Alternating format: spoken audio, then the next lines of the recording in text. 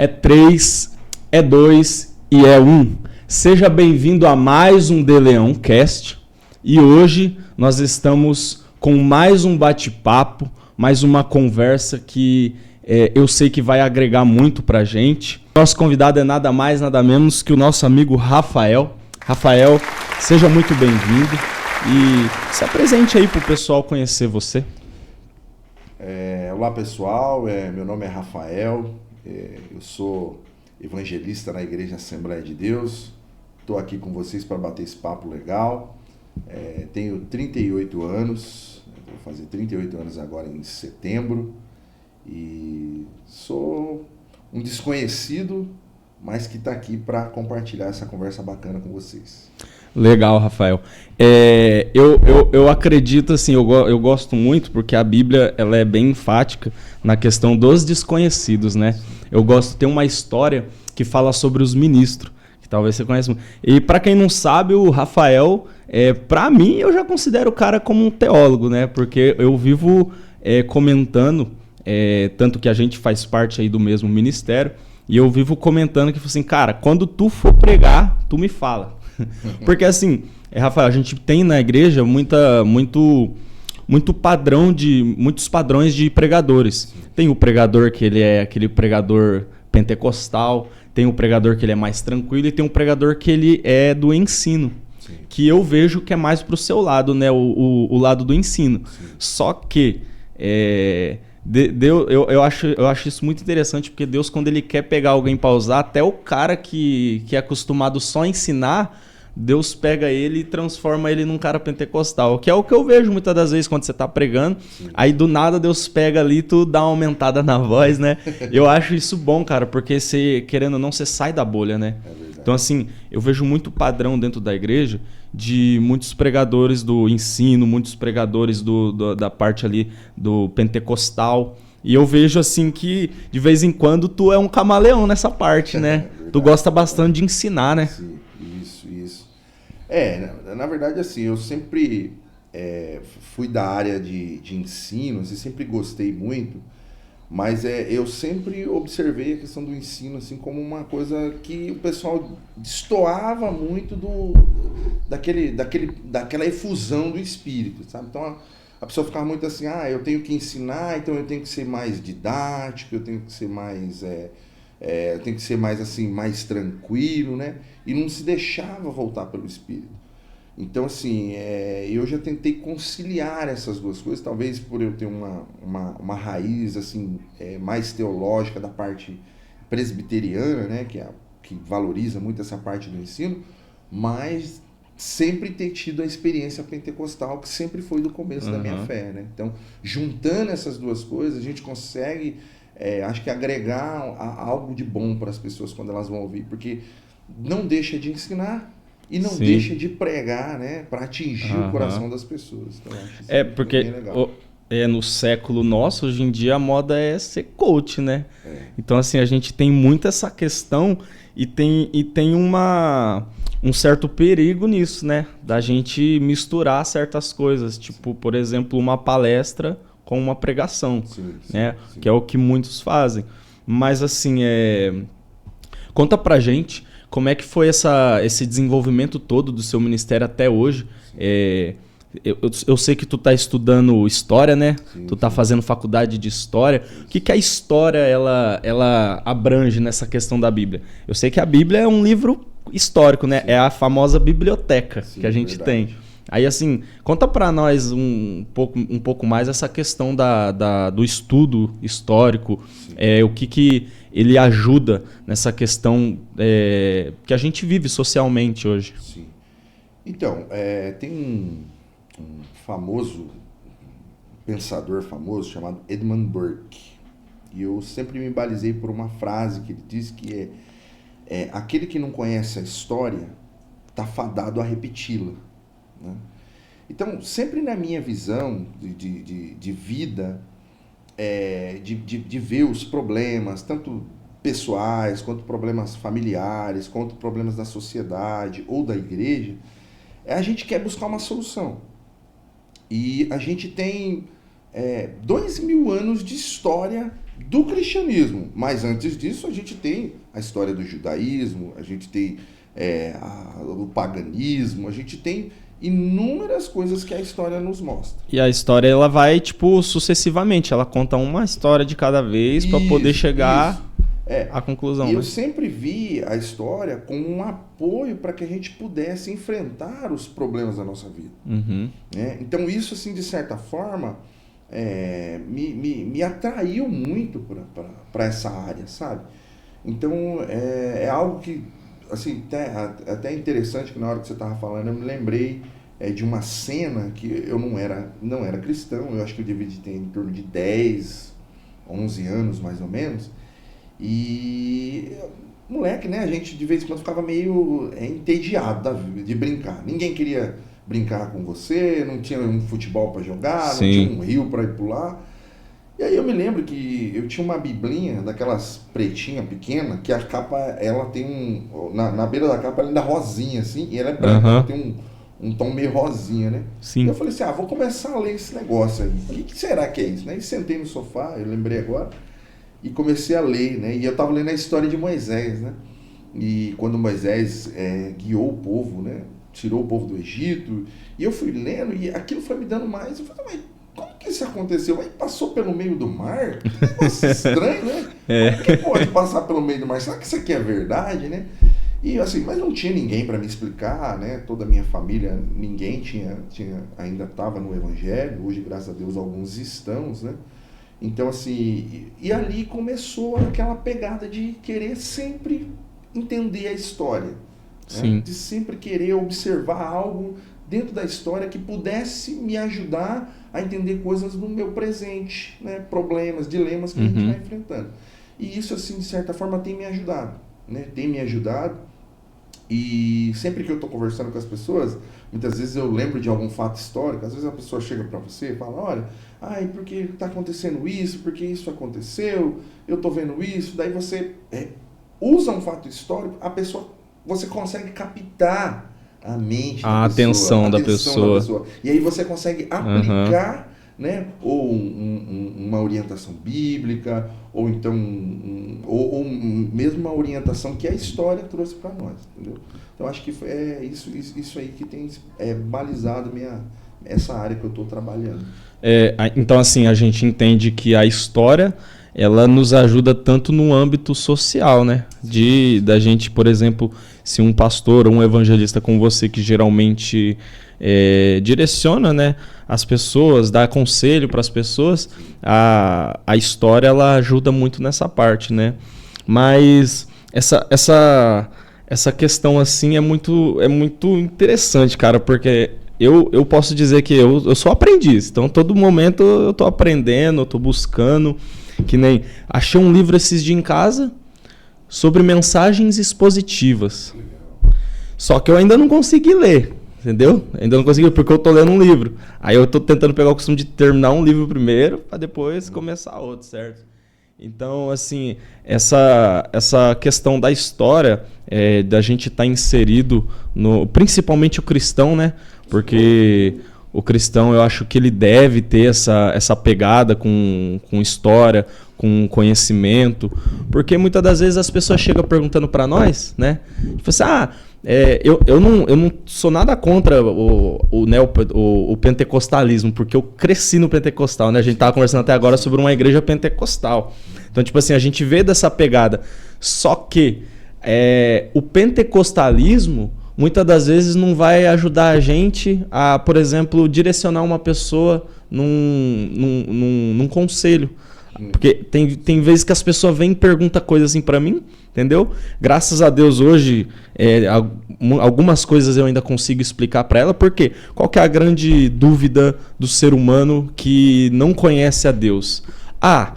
Por que Deus, se Deus é tão bom, por que existe coisa ruim, né? Sim. As famosas perguntas, né? Sim. Por que Deus é tão bom, sendo que existe o crime, sendo que existe esse monte de coisa?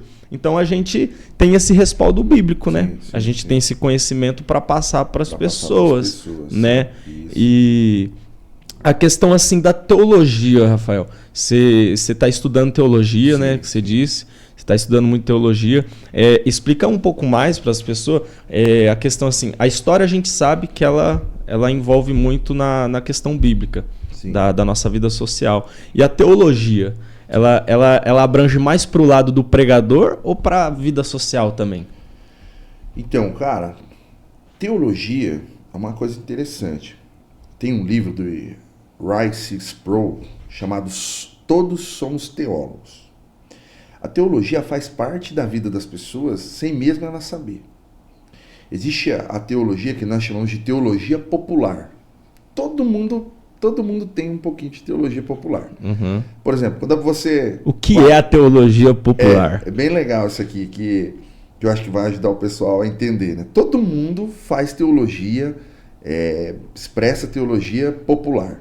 Quando você olha para alguém e fala assim, ô meu irmão, Deus ajuda quem cedo madruga. Você está fazendo teologia, né?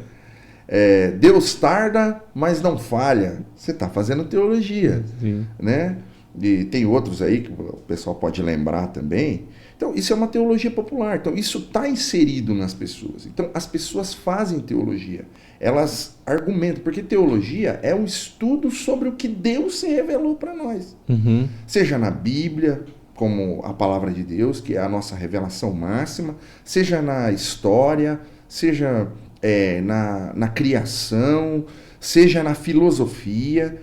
Tudo que você imaginar, Deus, ele de certa forma está inserido e as pessoas estão fazendo essa teologia, né? E eu acho que isso é muito interessante, chamar as pessoas para esse lado teológico, para não criar essa ideia de que a teologia é uma coisa acadêmica. Quem tem que fazer é só quem é o pregador, é só o pastor, ou então é só aquele que vai trabalhar com essa área. Não, teologia é algo que todos nós deveríamos conhecer.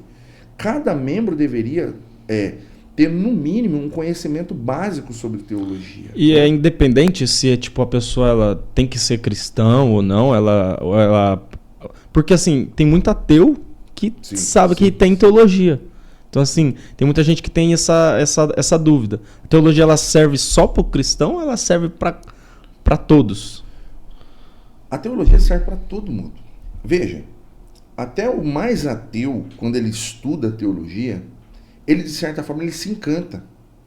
Porque você começa a perceber algo que é inato do ser humano, está dentro de nós, que é um desejo de conhecer a Deus, né? Então, quando uma pessoa, mesmo que não professe uma fé, que seja um ateu ou alguém que tenha uma fé talvez não tão praticante, quando ela começa a fazer teologia, ela começa a se encantar, ela começa a perceber as grandezas de Deus. Né? Porque teologia, você não é uma coisa que você vai fazer ali só teórica, mas aquilo vai, de certa forma, vai enraizar no seu coração e você vai levar para a prática. Vai ver uma prática. Né? Então, assim, por exemplo, quando você vai estudar na teologia, né, sobre a revelação geral de Deus, né? Revelação geral pessoal, que alguns com certeza sabem, mas revelação geral é aquela que Deus ele colocou na natureza. Todo mundo, quando olha para a natureza, seja o índio, seja o egípcio, seja o mesopotâmio, seja quem quer que for no mundo, ele olha para a natureza e ele fala, alguém criou tudo isso.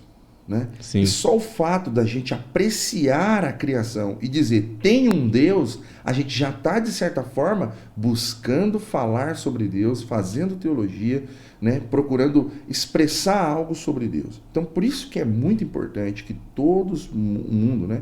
Diz que Moisés, quando viu todo mundo cheio do Espírito e houve aquela reclamação lá, Moisés, tem 2 que estão pulando lá fora, né? E você vai deixar isso quieto? Ele falou, quem dera todo Israel fosse cheio do Espírito Santo. Eu vou usar essa expressão dizendo assim, quem dera toda a igreja pudesse conhecer a teologia, se envolver com teologia, fazer teologia, escrever sobre teologia.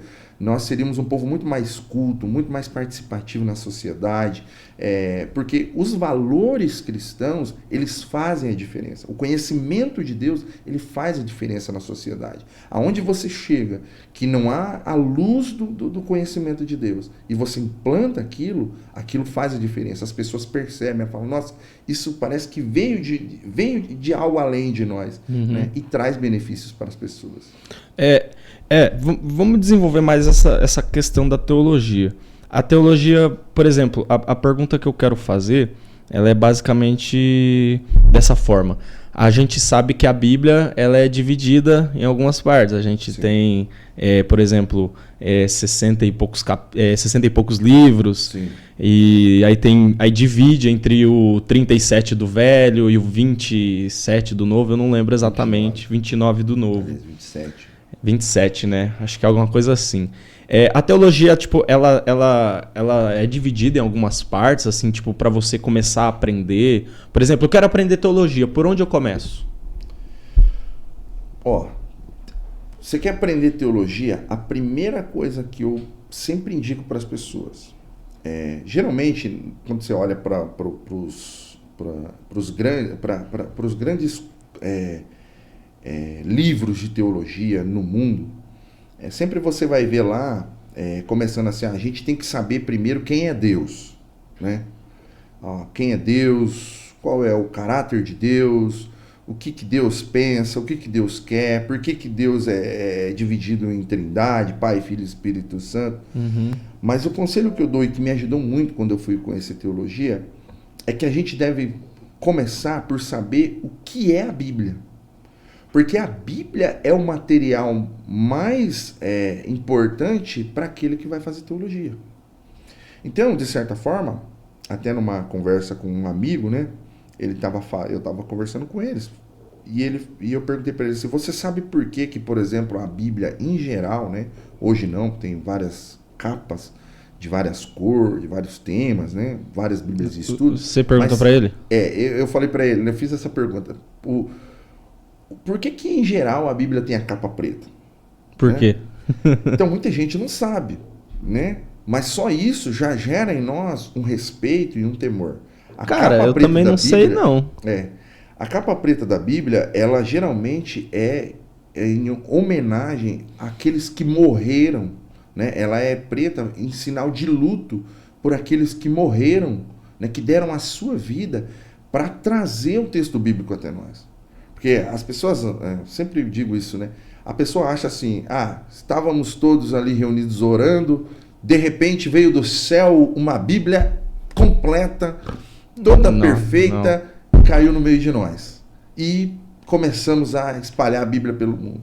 Na verdade, a Bíblia não começou assim, ela não veio desse jeito. Foi todo um processo que Deus guiou durante a história, durante grande parte de tempo. Ela foi escrita em mais ou menos 1400 anos, pegando lá desde o Antigo Testamento até o Novo, 100 anos depois de Jesus, ainda estava se trabalhando a ideia da Bíblia. Ela foi escrita em 3 idiomas que, né, o aramaico, por exemplo, nem existe mais, mas no hebraico, no grego e no aramaico.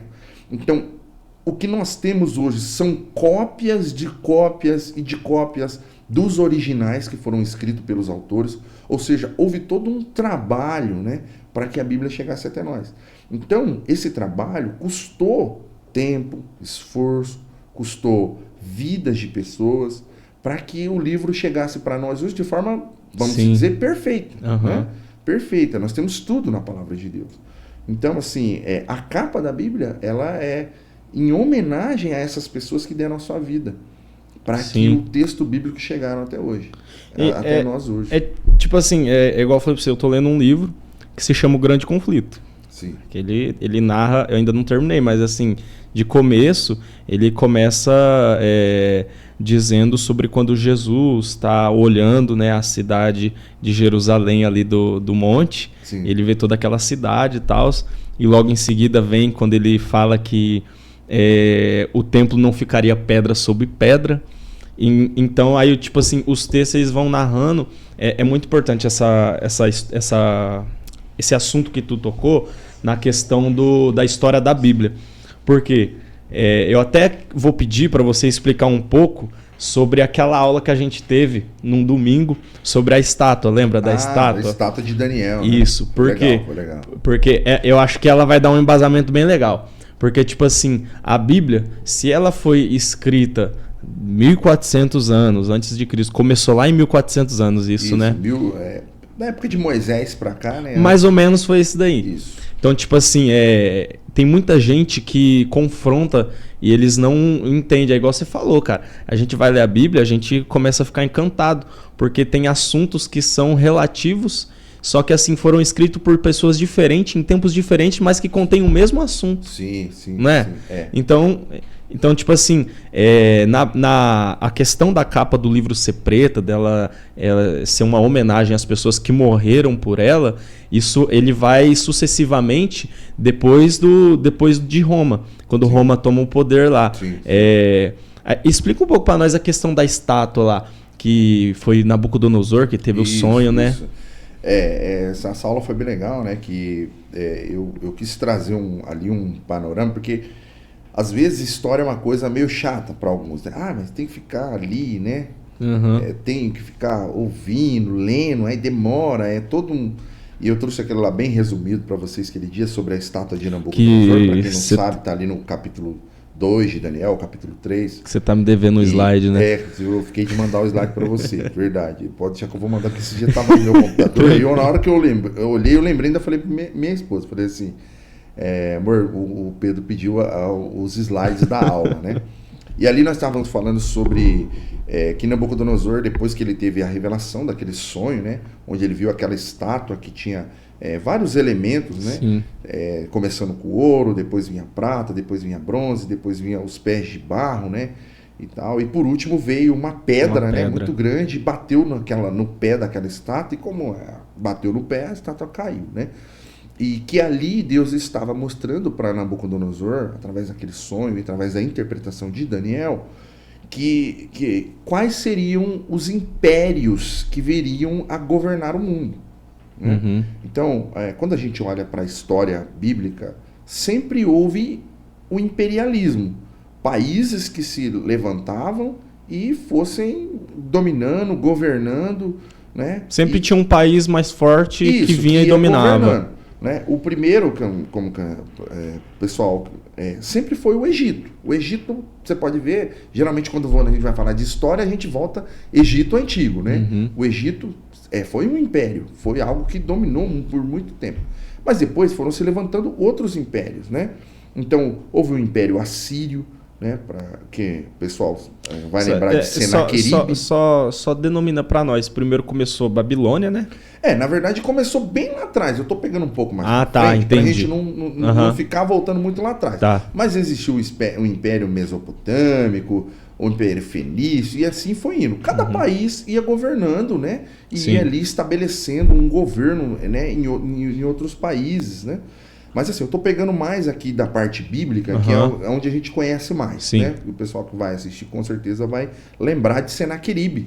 Quando ele chegou, né, ele já tinha dominado o reino do norte, que era Israel estava dividida, e aí depois ele veio para governar o reino do sul. E ele veio contra Judá. O pessoal vai lembrar que ele se posicionou contra Jerusalém, ficou em volta de Jerusalém, ele era o rei do Império Assírio, e ele tentou derrubar Jerusalém, mas aí houve aquela profecia de Ezequias. O pessoal vai lembrar, quando Ezequias foi até Isaías e perguntou, olha, o que nós faz, né? E Isaías profetizou para ele, tá ali, acho que se eu não me engano, em 2 Reis, ou 1 Reis, não vou lembrar o capítulo certinho, mas o pessoal pode pesquisar. E ali, então, o Império Assírio, houve aquela profecia que Deus trabalharia por Ezequias e Senaqueribe iria, né, ser derrotado. E a Bíblia conta que houve a descida de um anjo que matou 185 mil soldados do Império Assírio que estava ali tentando dominar Jerusalém. Na história assíria, já eles contam uma outra história. Eles dizem, não foi um anjo, foi uma praga que pegou nos soldados, e o imperador, o rei Senaqueribe, então decidiu voltar para sua terra. Só que o que é legal é que na profecia diz que Senaqueribe iria voltar e seria morto.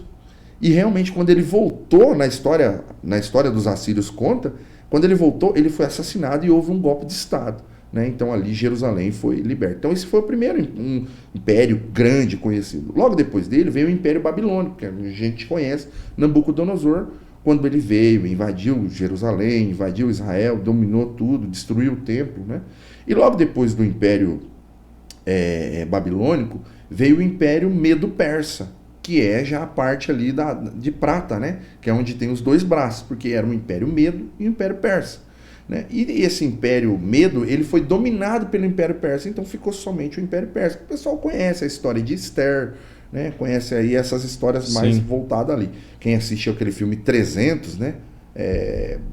Conta um pouco dessa história aí, da dominação do Império Persa, querendo dominar ali a Eu não sabia que esse gregos. Filme tinha alguma coisa a ver. Na verdade... Porque geralmente os filmes, eles não colocam muito embasamento bíblico, mas tem história, né? Tem bastante história. Esse filme, apesar dele ser um filme que se vale de muita ficção, até porque é um filme, mas essa história realmente é uma história verídica, apesar de que não foi ali os números, não foi bem, né, contado ali, né, colocado como se fosse só 300 homens, né, a história real não é bem essa, mas de certa forma ilustra um pouco da história, né, do heroísmo, né, dos espartanos ali defendendo o seu país. Então logo depois do Império Persa veio o Império Grego, que dominou o Império Persa com Alexandre o Grande. Começou lá, o Império Grego era um país, ainda não era unificado, mas quando os persas quiseram atacar os gregos se unificaram e derrotaram o Império Persa.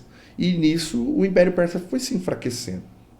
Até que o Império Grego, a Grécia, começou a se unir e começou a se levantar grandes homens, né? Como Filipe da Macedônia, que era um grande rei, que começou a montar um grande exército e governou toda a Grécia. Sim. E aí, depois dele, quando ele morreu, seu filho Alexandre, para quem não conhece, Alexandre o Grande, é bem muito conhecida a história, ele dominou o Império Persa e se transformou, então a Grécia se transformou num império dominante, né? Que nisso Israel sempre era dominado, né? Por isso até que existe sempre aquela expressão em Israel dizendo: o Messias tem que vir para nos libertar, porque a gente está sempre preso. Primeiro fomos presos pelos egípcios, depois fomos presos pelos assírios, agora fomos presos pelos babilônios, depois veio os persas, agora vem os gregos e nos dominam. E depois do Império Grego veio o Império Romano, né? Que foi o império que mais durou, né? Durou aí até o ano 400 mais ou menos, ainda quando o Império Grego o Império Romano ainda estava de pé, ainda era um império muito forte, né? E na estátua, que é que você pediu para me explicar, é uma representação de cada império. Cada império estava simbolizado por um elemento. O elemento ouro simbolizava o Império Persa. O elemento prata simbolizava o Império o Babilônico. O primeiro ouro era a Babilônia. O segundo prata era o Império Medo-Persa. O terceiro, que era as coxas de bronze, era o Império Grego. E o quarto, que era o Império de Barro, né, que eram os pés de barro, era o Império Romano, que viria governar tudo, né? E depois veio a pedra, que lá na explicação de Daniel é o reino de Deus, né, vindo, né? Claro que ali é uma profecia não só para o futuro, né, uma profecia apocalíptica que vai se acontecer, haverá um governo de Deus sobre a terra, né, o reino de Deus será implantado. Mas em 380, né, em 300 mais ou menos, houve uma guerra lá no meio do Império Romano que acabou deflagrando num imperador. E esse imperador, né, ele acabou governando Roma, e a base para ele governar Roma foi o cristianismo. Então, representando aquela pedra que teria vindo e teria derrubado. Isso depois de Cristo. Depois de Cristo, 300 anos depois de Cristo, né? Em 380, o imperador Teodósio, ele realmente estabeleceu o cristianismo como a religião oficial do Império Romano. Então era como se aquela pedra, né? Aquele governo de Deus tivesse chegado, ainda que não era o fim da humanidade, não tinha acabado o mundo, não tinha vindo o Império Real, total de Cristo, mas de certa forma era já uma demonstração de que viria um reino e governaria todo mundo, que seria o reino de Deus, né? Então essa é a parte da história. Era aí que eu queria chegar. Por quê? Porque daí vem o reino de Deus, e quando Roma, né, estabelece ali o seu poder, No livro que eu tô lendo lá, conta-se, tipo, quando a igreja católica, eles começam a fazer todo aquelas vendas, aquele monte de coisa que os cristãos não aceitavam, né? Tanto que tem uma parte, que acho que talvez você vai conseguir lembrar uma parte da história, que os romanos falam assim, não, como não tem como a gente competir com eles, porque cada dia que passa eles iam crescendo, né? Sim. Então vamos fazer assim, vamos deixar eles praticar a religião deles, porque eles guardavam o sábado, vamos deixar eles guardando o sábado, e depois mais pra frente eles tomam esse direito que eles tinham, né? Eles falam assim, não vai guardar o sábado, você vai guardar o domingo. Sim, isso, né? Influência romana, né? Daí eles pegam e trocam tudo isso aí. E sucessivamente começa a vir o protestantismo, né? A reforma. A questão da reforma. Que eu acho que é uma parte da pedra do reino de Deus. Isso, com certeza. A reforma, ela veio, né, 1500 anos depois de Cristo. Então, houve um tempo muito grande em que a igreja ela foi se misturando com o Estado, né? Então, claro que os romanos assumiram a religião cristã como religião oficial do império, beleza, ok, tranquilo, mas assim, a gente também não quer perder o nosso status, então a gente quer ter um certo poder, né? Então, isso durou durante muito tempo. Claro que teve a história também dos muçulmanos depois, teve toda a parte muçulmana que governou também o mundo, né? Houve um governo muçulmano, mas depois os cristãos, né, em várias batalhas começaram a vencer e depois veio, né? Aí veio a reforma protestante. Quando a igreja já estava bem estabelecida, a igreja cristã já estava bem fundamentada, ela começou a se perverter em alguns aspectos, né? E sempre, geralmente, começa naquela parte do dinheiro, né? O que nós precisamos? Então, o Papa, para construir a catedral dele, né? A grande catedral dele, ele teve que inventar um artifício para pegar dinheiro da população. Porque a igreja não trabalhava, né? Então, eles tinham que tirar dinheiro da população. Então eles inventaram a tal da indulgência, que foi, vamos dizer assim, o estupim da reforma protestante. Mas é claro que existiam muitas outras coisas que estavam acontecendo, né? Só para o pessoal entender, a indulgência era o quê? O que era indulgência? A indulgência era assim. Nós temos que pensar sempre, quando a gente olha para a Idade Média, na falta que a educação formal fazia nas pessoas. Então as pessoas não tinham uma educação. E nós temos também que olhar que a parte religiosa era sempre assim. Não havia uma liberdade da pessoa pegar o texto bíblico e ler. Nem todo mundo tinha acesso ao conhecimento bíblico. Então, de certa forma, as pessoas ficavam dependentes do que a igreja falava. Então, se a igreja falasse que era X coisa, era X coisa. Se a igreja falasse que era Y coisa, era Y coisa. Então, isso trouxe um certo um domínio da igreja. Então, sim, a indulgência era, na verdade, uma forma que a igreja católica medieval, né, encontrou de arrecadar dinheiro. Então, era como se fosse um documento, de forma simples, o pessoal está entendendo? Era como se fosse um documento que garantia o perdão dos seus pecados e a sua entrada no céu. Então, claro que todo mundo, quem que não quer entrar no céu? Sim, né? Sim. E a gente sabe que para entrar no céu a gente precisa crer em Jesus Cristo, obter a salvação pela graça, ser justificado pela fé, manter uma perseverança espiritual até que no último dia Jesus nos arrebate ou a gente morra e vá para a glória. Então, basicamente assim, é como se eu falasse assim, ó, essa caneca aqui tem uma água e eu vou vender essa caneca com água por R$1.500. Só que essa caneca com água não é uma caneca com água qualquer. Sim. Ela vai garantir que você seja purificado e você pode voltar a ingerir bebida alcoólica, você pode fazer tais coisas que a Bíblia é contra, que você vai continuar sendo purificado. Sim. E que você vai precisar. Basicamente é isso. É isso que você falou. Talvez não existisse uma ideia de, você pode voltar para os seus pecados, mas, de certa forma, como você pagava por uma coisa e não pagava pouco, você estava, de certa forma, garantido, né? Sim. Tem até uma frase que é de um padre que fazia essa arrecadação, que ele fala assim, quando a moeda cair dentro do cofre, a sua alma estará garantida no céu. Né? Então, quando havia o barulhinho que a pessoa depositava ali as moedinhas de prata, de ouro ou dinheiro, é como se a minha alma está resplandecendo lá no céu agora. Né? Então, isso, de certa forma, deixava a pessoa né, à mercê de cometer qualquer pecado. Né? Então, isso aí foi o estopim, aquilo que realmente fez com que alguns homens, né, se levantassem contra isso e protestassem contra essa ideia que a Igreja Católica estava pregando. Por isso que nós somos chamados de protestantes. Né? Houve toda a questão evangélica, tal, mas na verdade nós somos protestantes. Por quê?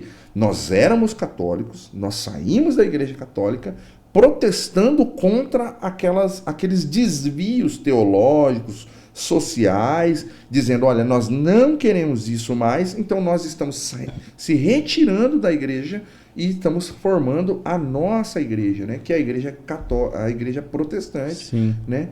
A igreja evangélica, né? Então, mas houve também, é sempre importante falar, a reforma, os reformadores que são mais conhecidos, que são Martinho Lutero, João Calvino, Zwinglio e Martin Bucer, outros dessa época já de Lutero, um pouquinho mais para frente, mas houve uma anti-reforma. Antes da reforma, existiram grandes homens que se levantaram contra a igreja, já protestando e dizendo, olha, isso está errado. Sim. Né? Houve um homem que eu gosto muito da história dele, chamado Jerônimo Savonarola. Ele era um monge, né? E ele vivia muito em oração. É até interessante a história dele, porque para quem é pentecostal e acha que o pentecostalismo é exclusivo da gente, é que vocês conheçam a história de Jerônimo Savonarola. Ele era um homem que orava 6, 7 horas por dia. Era um homem que tinha visões de Deus. Era um homem que tinha revelações de Deus. E era um homem que ia para as praças públicas, só para quem gosta de história e vai pesquisar depois. E a pregação dele era tão intensa, era tão poderosa, que as mulheres começavam a sentir vergonha das roupas que elas estavam usando.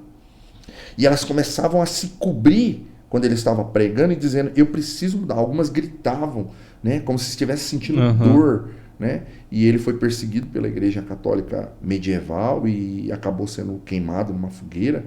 Né? Mas houve também grandes homens que se levantaram contra.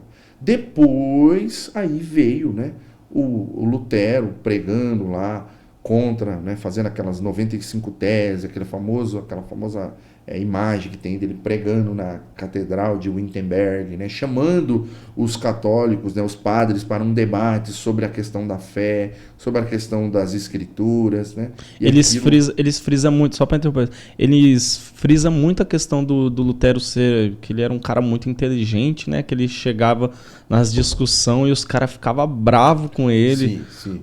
Ele tinha um poder de argumentação muito grande, né?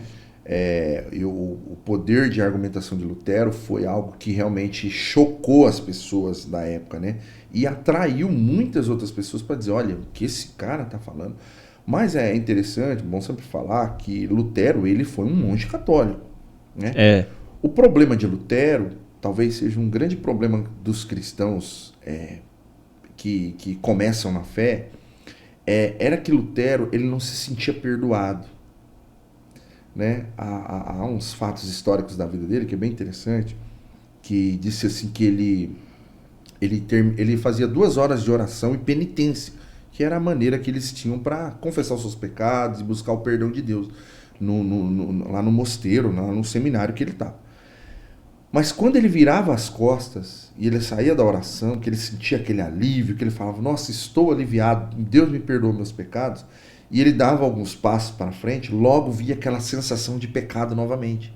E ele então voltava a orar novamente. E ele dizia que isso era, de certa forma, cansativo para ele, porque ele não sentia como se Deus perdoasse os pecados dele. Ele sempre se sentia alguém pecador. Até que ele leu a Epístola aos Romanos, onde, nos primeiros 3 capítulos, fala sobre a depravação do homem, sobre o estado em que o homem vive. O homem nasce em pecado e ele vive em pecado, até que ele encontra com Cristo. E através da obra de Cristo, ele encontra a justificação pela fé, que é onde Lutero leu. Né? Ele leu esses textos e esses textos esclareceu para ele que ele sempre seria um pecador, mas que a fé em Cristo trazia a justificação, ou seja, fazia dele um homem justo diante de Deus, que era o que ele não conseguia sentir. Né? E isso foi o que de repente começou a fazer todo o movimento da reforma. Sim. Esse achado espiritual que ele teve, essa graça que a doutrina da justificação traz para todos nós, né? Que é o nosso estado de, mas eu cometi um pecado hoje, o que me garante eu diante de Deus? A obra justificadora que nós recebemos através da fé em Cristo Jesus. Nós não somos salvos pelos nossos méritos, nós somos salvos pelos méritos de Cristo, né? É Cristo que, através da sua perfeição, da sua morte, da sua ressurreição, da sua obra redentora, é que nos faz estar justos diante de Deus, né? Então, esse achado de Lutero foi algo extraordinário, né? Que fez com que ele se voltasse contra a igreja e dissesse, olha, vocês precisam falar isso para o povo precisa sentir isso, que é o que muitas vezes o neófito cristão, né? O cara começa na fé, ele não entende a obra da justificação, então ele se batiza num dia, no outro dia ele comete um pecado. Daí ele já se sente culpado. Ai, meu Deus, mas eu cometi um pecado, agora eu já estou fora do céu, meu nome já vai ser riscado do livro da vida, eu não vou conseguir mais. Ai, meu Deus. E aí a pessoa vive nesse frenesi de pensamento, né? Até que a pessoa consegue compreender a obra justificadora de Cristo, que nós sempre cometeremos pecados, mas que a obra da justificação nos torna justos diante de Deus. Sim. E que o Espírito de Deus em nós nos leva sempre ao arrependimento, né? Lutero tinha uma frase bem legal, que é assim, quando você tá na obra, quando você entende a obra da justificação, você tira peso dos seus ombros, né? Sim. E você para de querer se justificar pelas obras. Você para de querer, se eu fizer isso certo, então eu estou garantido no céu. É claro que, por mais certo as coisas que a gente faz, a gente sempre vai errar. Ô, Rafael, é por isso que Jesus falava que o meu fardo é leve, era mais voltado um pouco para esse lado? Isso. Porque Jesus falou essa questão do fardo, observando a religião da época, que era o judaísmo. Né? O judaísmo, ali, os fariseus, os saduceus. Quando ele fala assim, o meu fardo é leve, ele depois, um pouco mais para frente, no Evangelho de Mateus, no capítulo 23, ele fala assim, ai de vós, escribas e fariseus, porque vocês atam fardos pesados sobre os homens, mas vocês nem com os dedos vocês querem mover o fardo. Né? O fardo aqui era o sistema religioso tão engessado dos fariseus e dos saduceus que levavam as pessoas a mais abandonarem a fé do que a se envolverem com a fé. Só para você ter ideia, havia todo já, na época de Jesus, o Antigo Testamento já tinha sido formado. Já havia todo um entendimento do judaísmo sobre o Antigo Testamento. Sim. Os fariseus, eles criaram 600 novas leis em cima das leis que já estavam escritas na Torá, no Antigo Testamento, lá nos primeiros 5 capítulos da Bíblia. Então, imagina só, imagina eu e você, Pedro, eu te dou um tijolo para você carregar, certo? Sim. Você fala, nossa, que tijolo leva para cá. Daí, vem um outro e fala, não, só esse tijolo você não pode carregar. Você tem que carregar mais esses 10 tijolos aqui. Uma hora você não vai conseguir carregar, porque você vai carregar 1 metro, 2, mas daqui a pouco vai pesar.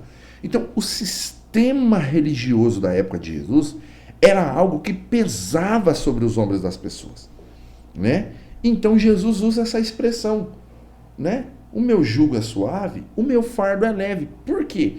Porque ao invés dele fazer como os fariseus e dizer para as pessoas, olha, você tem que fazer isso, você tem que fazer aquilo, você tem que fazer aquilo outro, você tem que ser assim, Jesus falava, você tem que fazer isso porque eu fiz isso e vou te ajudar a fazer isso. Então, de certa forma, ele estava dando um tijolo para nós carregar, que é o cristianismo, a graça não é fácil, mas ele estava dizendo para nós, mas eu vou ser com você, eu vou enviar o Consolador, né? Então, Sim, eu vou sustentar a minha igreja. Eu vou assegurar que você tenha essa obrigação, tenha essas doutrinas, mas eu vou ajudar você a cumprir com elas. Né? Então, isso tornava o fardo leve. Então é como se Lutero estivesse lendo aquela epístola ali e Jesus estivesse dizendo aquilo lá para ele. Ó, é isso que você é isso que você vai ser, mas eu vou te ajudar. Isso mesmo. Por isso, até voltando, né, naquela parte que nós estávamos falando sobre teologia. Por isso que é importante teologia. Porque muitas vezes a pessoa ela vê a religião como um peso porque ela não entende, né, as doutrinas bíblicas. Né? Ela não entende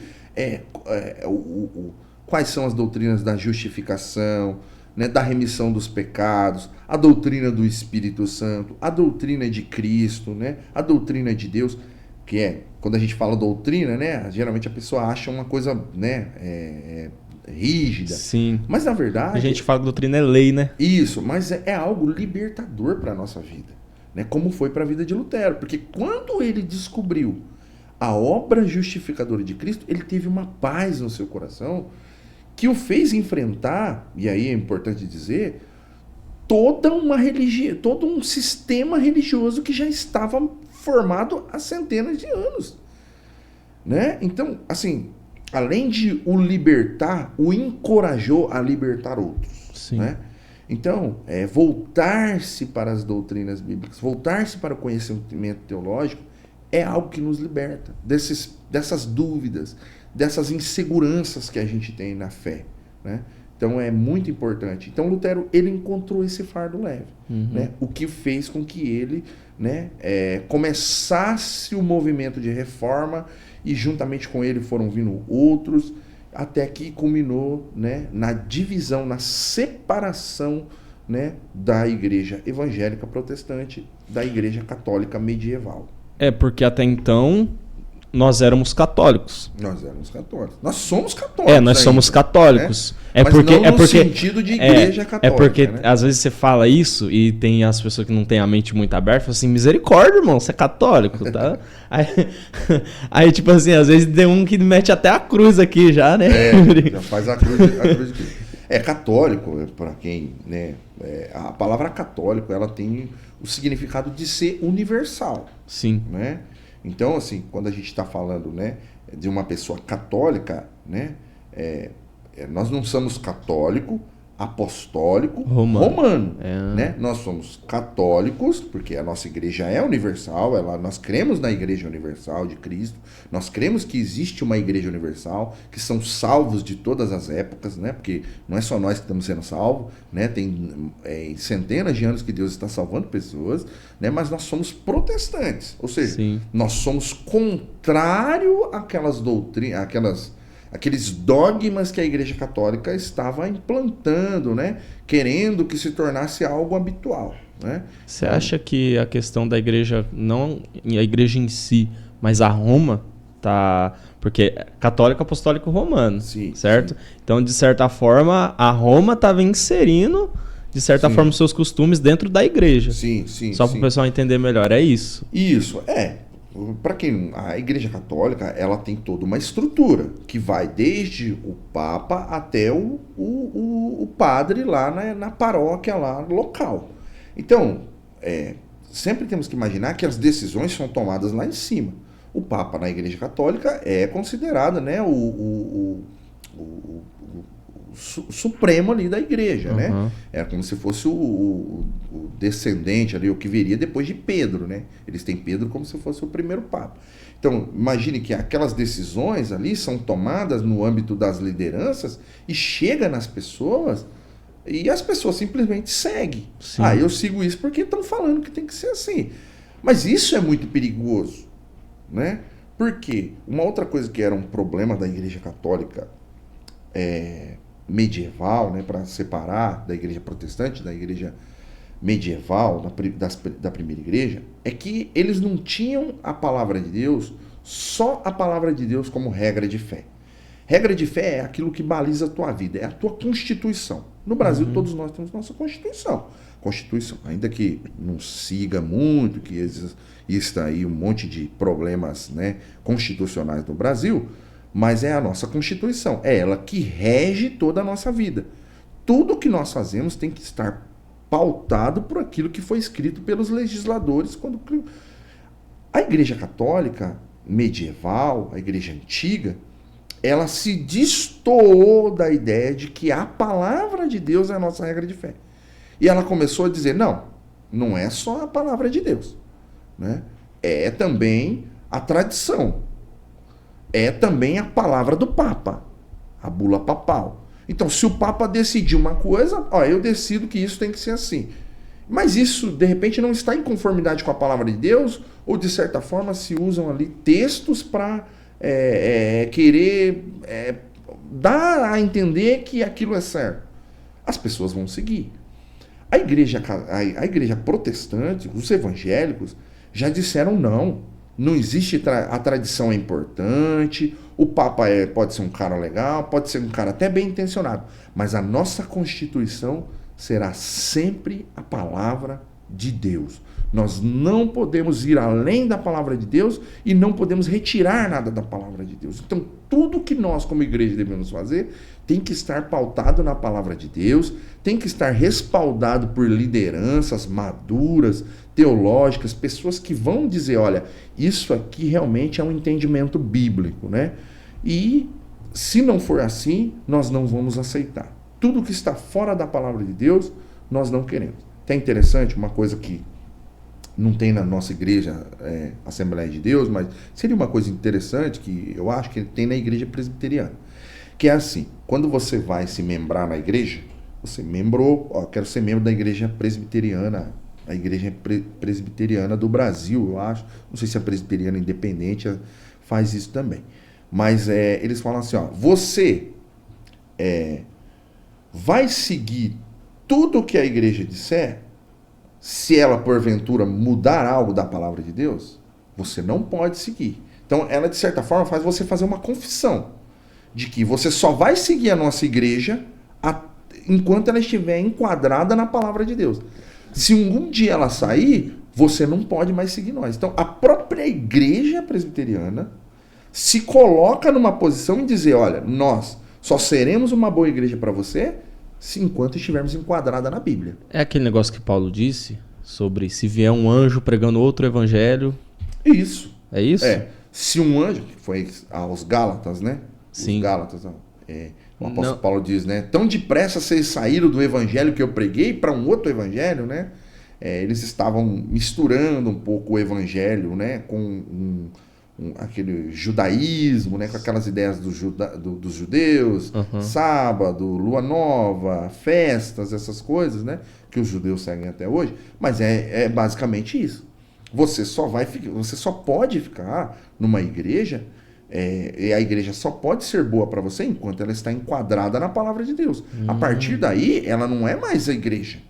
Ela pode ser ter uma igreja no nome, ela pode ser ter uma liderança legal, bacana, uma liderança que faz coisas legais, mas aquilo que não está na palavra de Deus não é a vontade de Deus para nós.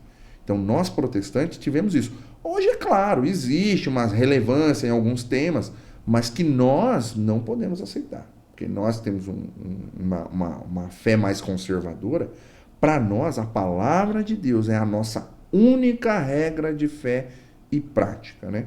Os puritanos, que é um grupo aí do 1500, eles faziam o seguinte, eles tinham o hábito de levar caneta e papel. E tudo que o pregador pregasse, eles anotavam. E aquilo que não tivesse de acordo com a palavra de Deus, eles questionavam o pregador, né? E diziam, olha, isso aqui que você falou, aonde que está escrito na Bíblia? Né? Que texto bíblico que você está usando para embasar isso que você falou? E se o pregador não tivesse o argumento bíblico para dizer, olha, tá aqui, é isso aqui que eu estou dizendo, então esse pregador era tido como um herege dentro da igreja. Então, assim, para a gente ver como a igreja protestante, ela chegou nesse ponto de dizer, olha, a Bíblia é a nossa única regra de fé e prática. Claro que a gente não faz isso hoje, quando a gente vai nas igrejas, mas isso, de certa forma, trouxe uma pureza para a igreja, né? Por isso que eram os puritanos, trouxe uma pureza para a igreja. E não era qualquer pessoa que chegava lá e falava qualquer coisa e aceitava pelas pessoas. Então, isso é bem legal do pessoal conhecer, para saber que a nossa igreja, ela é pautada pela palavra de Deus. Existem boas ideias na mente dos líderes, existem coisas legais, né? Nós modernizamos, tem muita coisa moderna. Não significa também que porque não está na Bíblia fazer podcast, nós não vamos fazer. Né? A gente usa isso para transmitir a palavra de Deus, é uma coisa moderna. Mas a gente sempre se volta para a palavra. A palavra nos diz isso? Sim, ela diz, então nós vamos fazer. A palavra não está falando nada sobre isso? Então, não. Então nós não vamos fazer. Nós vamos até aonde a Bíblia vai. E aonde a Bíblia para, nós paramos também. Essa questão, assim, igual você falou dos hereges.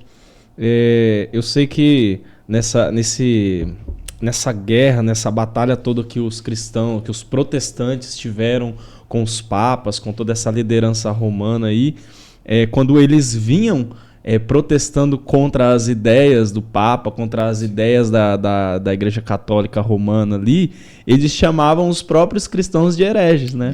Eles chamavam eles de herege. Tipo assim, para poder fazer com que o povo acreditasse mesmo que o que eles estavam pregando era errado. A todo momento tentava esconder a verdade, né? Sim. E será que era por isso que, tipo assim, eu sou muito a favor do conhecimento, tanto que eu tô doido para comprar uma Bíblia católica. Sim. Porque tem muito conhecimento lá, cara, porque, por exemplo, a gente não tem os textos na Bíblia, como, por exemplo, o livro de Timóteo, certo? Sim. Esse é um exemplo, né?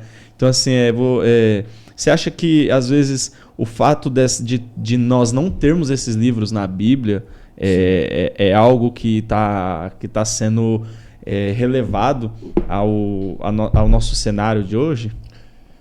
Você fala dos apócrifos, né? Dos apócrifos, deuterocanônicos, né? Dos livros, né? Que são na Igreja Católica. O pessoal sabe que a Igreja Católica, ela utiliza a mesma Bíblia que nós, né? Só que, para defender alguns pontos que ela acreditava certo, houve o que nós chamamos de contra-reforma. Então, depois da Reforma Protestante, os líderes católicos se reuniram e falaram, esse movimento veio para ficar, esse movimento protestante, e a gente precisa fazer alguma coisa. O que a gente vai fazer? Olha, vamos fazer o seguinte, vamos pegar aqui, como na época de Jesus, não foi escrito só Pedro, 1 Coríntios, 2 Coríntios, foram escritas inúmeras cartas. É só para o pessoal entender a questão dos livros, o porquê que a igreja evangélica não tem. Então, porque a igreja evangélica houve essa contra-reforma, e na contra-reforma eles incluíram esses textos que nós chamamos de apócrifos e eles chamam de deuterocanônicos. Ou seja, eles dizem assim, olha, esses livros aqui, eles não são canônicos, mas eles têm um fundo de verdade. Então nós podemos usar ele para respaldar alguns tipos de doutrinas ou de dogmas que nós católicos estávamos, né, ali pregando, né? A igreja protestante já disse não. Nós só queremos os 66 livros que foram ditos canônicos lá pelos pais da igreja, que foi isso no ano 300 ali, mais ou menos depois de Jesus. Então, esses livros incluídos, para nós, eles são apócrifos, ou seja, eles são escondidos, eles são livros espúrios, eles são livros que não servem para nós como regra de fé, né? Eles são livros históricos, mostram fatos históricos interessantes para quem é pesquisador, para quem gosta de história. Tem alguns textos, como eclesiásticos, né, que dão ali alguns conselhos para a vida, que também são importantes, mas eles são livros que nós não usamos para poder determinar as doutrinas da nossa igreja. Sim. Então, esses livros a gente os considera espúrios na questão das nossas doutrinas.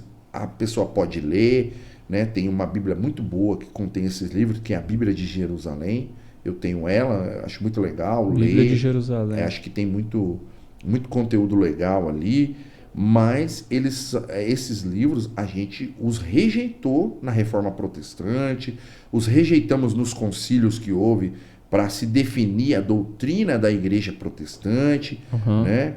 Então, assim, é importante o pessoal saber disso, para não cair. Mas eu li lá em Eclesiástico, eu li lá na epístola tal, que está escrito lá, né? Que tem, por exemplo, histórias fantasiosas, como a história de Bel e do dragão, né? Então, coisas assim que, né, não cabe nem a gente entrar, porque são histórias fantasiosas que foram escritos. Eram livros que até, de certa forma, as pessoas liam muito, mas os livros canônicos são os 66 livros da Bíblia Sagrada, começando em Gênesis, terminando em Apocalipse. Essa é a Bíblia protestante, essa é a Bíblia que baliza, que orienta a nossa vida comum, a nossa vida na igreja, a nossa vida familiar, né? Esses livros, eu não lembro a quantidade certa, mas existem vários, a gente não os tem como canônicos, né? Para a Igreja Católica, eles dizem, nós podemos achar alguma coisa aqui canônica. Sim. Para a Igreja Evangélica, não, nós não aceitamos esses livros. Pode ser usado como um ato de adquirir conhecimento. Isso. Certo? Isso. Historicamente são importantes. Mostra questões da cultura da época, né? Quando a gente pega, por exemplo, as histórias tem primeira, segunda, terceira e quarto Macabeus, né? Os Macabeus foram importantes na história de Israel, né? Eles foram líderes militares que lutaram para que o povo de Israel fosse libertado do domínio grego. Na época dos gregos, quando os gregos governaram, né? Houve todo um processo de querer helenizar os judeus, mas os macabeus disseram, não, nós não aceitamos. Então, são histórias legais, são histórias de heróis, de homens, né, que deram a sua vida por uma causa. Então, isso é legal da gente ler. Sim. Mas ter aqueles livros, né? Tanto que tem, acho que uma parte lá no último livro de Macabeus, que ele diz assim, olha, eu escrevi a história da melhor maneira possível. Só que isso aqui não deve ser uma regra para a sua vida. Eles mesmos dizem. Não dizem nessas palavras, mas eles dão a entender isso, que nós escrevemos da melhor forma possível. Mas pode ter coisas aqui que, né, não é para vocês, né? Então, assim, se eles mesmos escreveram isso, por que nós agora vamos dizer, não, nós vamos aceitar isso como uma regra para nós, né? É porque tem um livro, se eu não me engano, que ele é apócrifo e ele fala sobre a questão da idolatria, né? Sim. E eu acho que, assim, eu não vou falar que é o grande problema do católico, mas eu acho que é o grande problema do ser humano de não examinar. É o que Deus falou, meu povo perece por falta de conhecimento. Então, assim, a gente perece por não examinar as escrituras.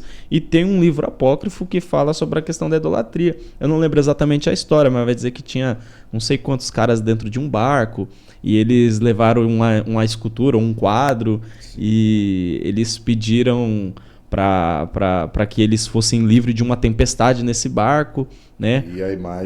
E a imagem ia livrar eles, quando de certa forma não. Basicamente é isso. Então, tipo assim, a questão da teologia, ela é importante para isso, né? Pra gente saber separar essas coisas. E eu acho muito importante, acho que talvez você vai concordar comigo, que o preconceito, o famoso preconceito que o cristão, o católico, ou qualquer outra pessoa da religião não pode ter nessa questão de você adquirir o conhecimento, certo? Sim. Porque a gente vai falar, tipo assim, o que a gente está passando aqui é uma ideia, que é o que a gente crê, e ao mesmo tempo respeitando a fé de outros. Sim, com certo? certeza. Isso. Então, tipo assim, eu passar tudo isso e ainda respeitar a ideia do pensamento de outro. Então, assim, a teologia, ela embasa tudo isso. Sim. E então, voltando à questão da teologia, né? A gente começou tudo na estátua, né? Que vem a pedra e ela, por ser uma profecia futura de que o reino de Deus estabeleceria, que é o famoso texto apocalíptico, que a gente gosta de dizer, que é do livro de Apocalipse, que Jesus vai vir e vai reinar, tudo isso. E o que você acredita na questão do... como é que eles falam? Que eu até esqueço muitas das vezes. Você é como é que fala? Pré-tribulacionista? Pré-tribulacionismo ou pós-tribulacionismo? Essa é uma eu gosto dessa conversa porque tem muita gente que, por exemplo, eles usam a Torá. Sim. Depois você explica mais ou menos o que é a Torá, pessoal, tem gente que não entende o que é a Torá. Sim. Mas assim, eles têm um embasamento da Torá e outros usam embasamentos no Novo Testamento. Só que os que usam embasamento na Torá, os que querem usar a explicação no Novo Testamento, eles precisam ir para a Torá. Sim, sim. Eu acho que aí tudo é sempre assim, bom a gente ver na história. Mesmo a igreja se separando da igreja católica, houve debates sobre questões doutrinárias, né? E questões de fé também. Como que nós devemos ver? O que a Bíblia nos revela? O que você está falando, basicamente, é a doutrina das últimas coisas, né? O que vai acontecer no final? O que a Bíblia nos revela sobre o final? Já deixa esse corte aí, já.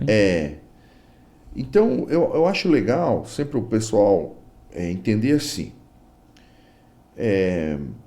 Existem situações na Bíblia que é como se fosse duas linhas de trem.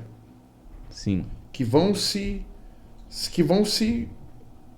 amparando ali, uma na outra. Essa questão do pós-tribulacionista ou do pré-tribulacionista... É as linhas. Na minha visão, são essas duas linhas. Elas vão indo junto. Não sei se você já foi na linha de trem, quando você olha, às vezes assim, as linhas de trem, quando você olha lá no final, bem lá no final, você percebe que parece que elas se cruzam e viram uma só. Por causa da ótica e tal, né? A sensação é como se elas fossem juntas só. Então, existem assuntos bíblicos que são debatidos até hoje. Pós-tribulacionista, pré-tribulacionista, arminiano, calvinista, né? Se devemos fazer isso, se devemos ser da cultura ou contra a cultura, a favor da cultura. Então, sempre existe esse embate, mesmo no protestantismo. De certa forma, isso é saudável, para que nós possamos definir a maneira com que nós queremos crer, respeitando sempre os outros. Pré-tribulacionista significa que sim, né? Nos últimos dias, Jesus fala de uma tribulação. Sim. Essa tribulação virá sobre o mundo. Tá escrito lá, tá lá em Mateus, tá lá em Marcos, capítulo 13, tá em Lucas, em vários textos a gente encontra isso. Então chegamos a um ponto. Vai ter uma tribulação, beleza.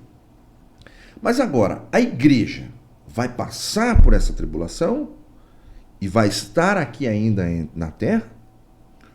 Ou ela será arrebatada antes e não vai passar pela tribulação? Basicamente essa é a discussão. Existem, como duas linhas que vão se cruzar no final, existem textos bíblicos que apoiam o pré-tribulacionismo e existem textos bíblicos que eles né, o pós e o pré-tribulacionismo. Uns são a favor do pré, um Jesus vai buscar antes, o outro Jesus vai buscar depois. Beleza. Existem textos bíblicos que dão respaldo para essas duas doutrinas. O que eu, né, como cristão, cheguei a determinadas conclusões? Primeiro, que é um assunto futuro. Se eu vou passar pela tribulação ou não vou passar pela tribulação, o que eu quero é chegar na glória. Sim. Né? Então, mas se você for ter que passar pela tribulação, você vai ter que não negar sua fé, porque vão te perseguir, vão ir contra a sua fé e vão tentar te fazer você negar Jesus Cristo. Tudo bem, mas eu quero chegar lá pronto para isso. E eu estou me preparando para isso. Mas e se você não for passar? Também não terá problema, porque daí eu vou ter sido arrebatado antes. Sim. Então, eu cheguei à conclusão que é um tipo de discussão que não gera algo prático para minha vida. Não tem fim. Que não tem fim. Mas que no futuro a gente vai ver. Tem até uma piadinha que grande pastor Augusto Nicodemos conta, que ele fala assim, que estava lá o milenarista, o pré-tribulacionista, o pós-tribulacionista, todo mundo conversando. E eles estavam discutindo, porque o texto bíblico diz isso, o outro texto bíblico diz isso, o texto bíblico diz isso. De repente Jesus voltou e estavam os três no céu. Aí um olhou pro outro, tá vendo? Eu não falei para você? Só que assim, o que essa piada quer dizer? Que todo mundo vai chegar lá. Né? Os eleitos de Deus, passando ou não passando pela tribulação, eles vão vencer. Né? E se a tribulação for uma forma de purificação da igreja, né? Que seja bem-vinda, porque nós como igreja precisamos estar melhor a cada dia, né? Precisamos ser uma igreja purificada, uma igreja santificada. Na minha visão é isso. Então é uma discussão que acaba não tendo muito fundamento prático, ainda que fique na discussão, né? Você não vai evangelizar uma pessoa e falar assim para ela, olha, Jesus é o caminho, a verdade, a Bíblia, e ela vai perguntar para você é pós-tribulacionista ou você é pré-tribulacionista? Você vai falar para ela que Jesus vai arrebatar ela, né? Jesus quer te levar para o céu, seja antes da tribulação, seja depois da tribulação, né? É milenarista, o milênio é fictício ou não é fictício, o que é? Claro que existem muitos debates, é legal o debate, eu acho saudável, acho que quem gosta de debater esses assuntos, eu já levo para um lado mais prático. Eu acho que isso, para mim, na minha vida, não faz nenhuma diferença. Por quê? Eu só tenho olhos pro agora. Eu só posso pensar em fazer melhor o agora, né? Com a minha casa, com a minha família, com a minha igreja. Se eu ficar pensando, mas no futuro, será que eu vou passar pela tribulação? Será que eu não vou passar pela tribulação? Eu posso me dispersar do meu agora, né? Do meu hoje, do que eu posso fazer hoje. Então, nós temos que ser cristão na minha visão, e não que o debate não seja saudável, de pensar o agora. E não pensar, mas eu vou passar por isso, mas vai ser desse jeito. Eu quero estar na glória. De qualquer forma, eu quero entrar nas portas celestiais, né? Seja passando por uma tribulação ou não passando por ela. Porque assim, né? Eu ouvi de muitas pessoas que cresceram na igreja, pessoas que tiveram um ensino... Alguns tiveram um ensino teológico, outros não, mas os que tiveram levaram isso por um outro lado, que é a questão da segunda chance. A tal da segunda chance, né? Sim. Que as pessoas ensinaram para ela o que vai acontecer e que, de certa forma, haveria uma segunda chance.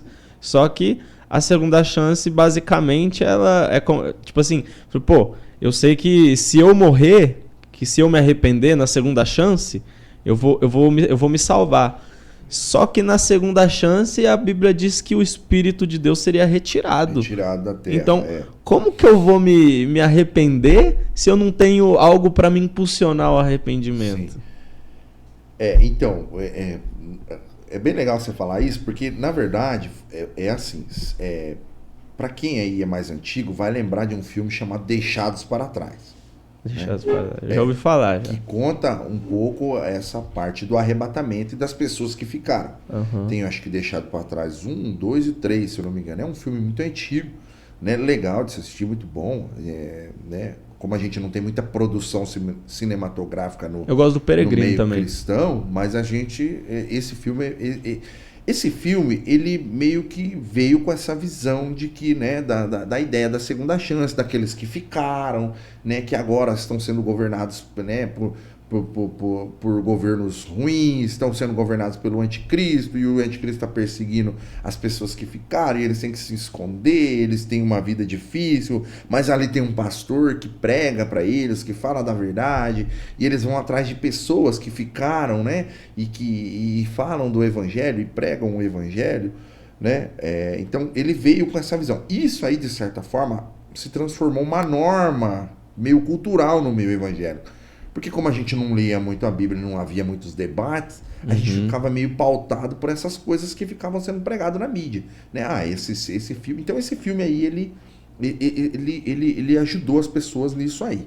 Então, como nesse filme fala da vida das pessoas depois do arrebatamento, as pessoas então começaram a criar essa ideia de como que vai ser, se o Espírito Santo não vai estar mais aqui, né? E alguns dizem assim, você vai ser levado na frente né, do governador lá, e ele vai falar, você nega Jesus, se você não negar Jesus, você vai ficar sem comer, você vai ficar sem beber, você vai ficar,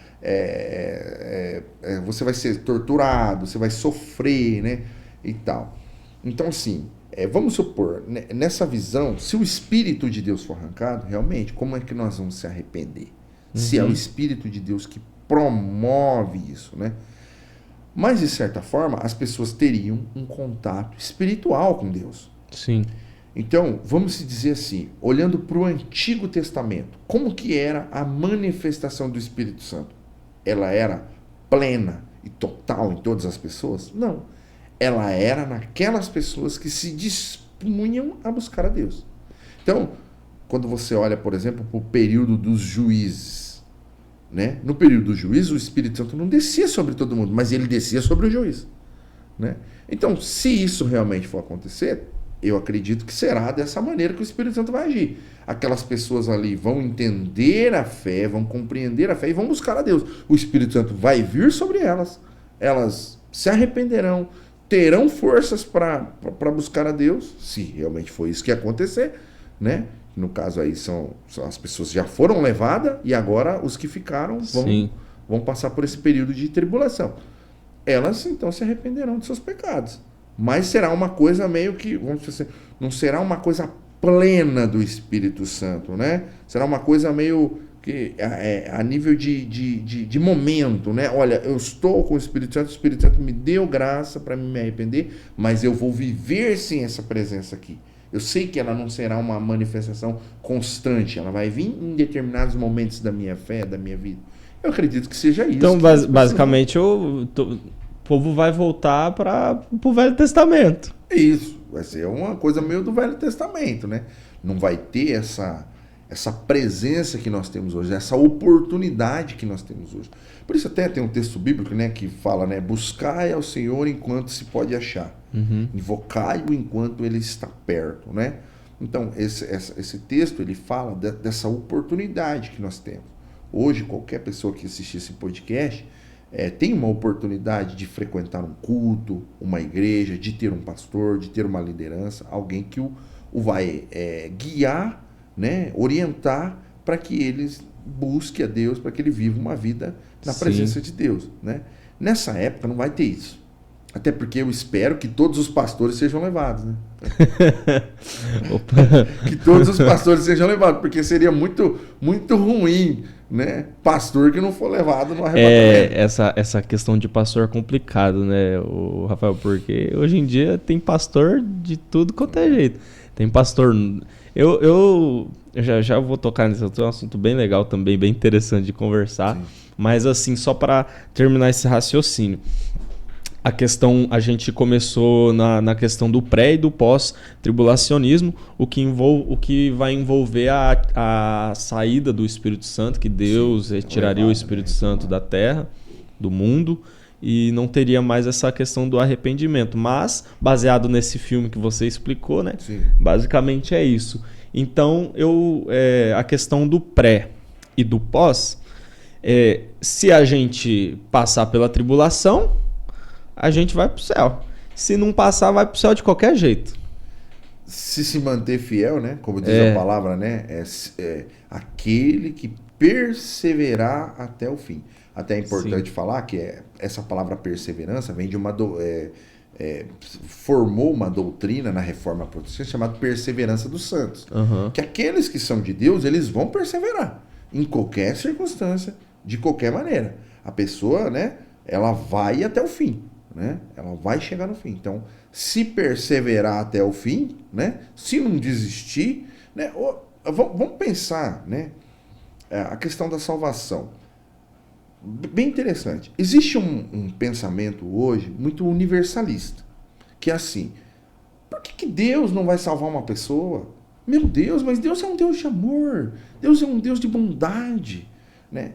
E existe esse pensamento, que é um pensamento que dominou muitas pessoas. Então, por isso, quando a gente vai pregar o evangelho, a gente não prega o evangelho, a gente fala assim: Jesus te ama, né?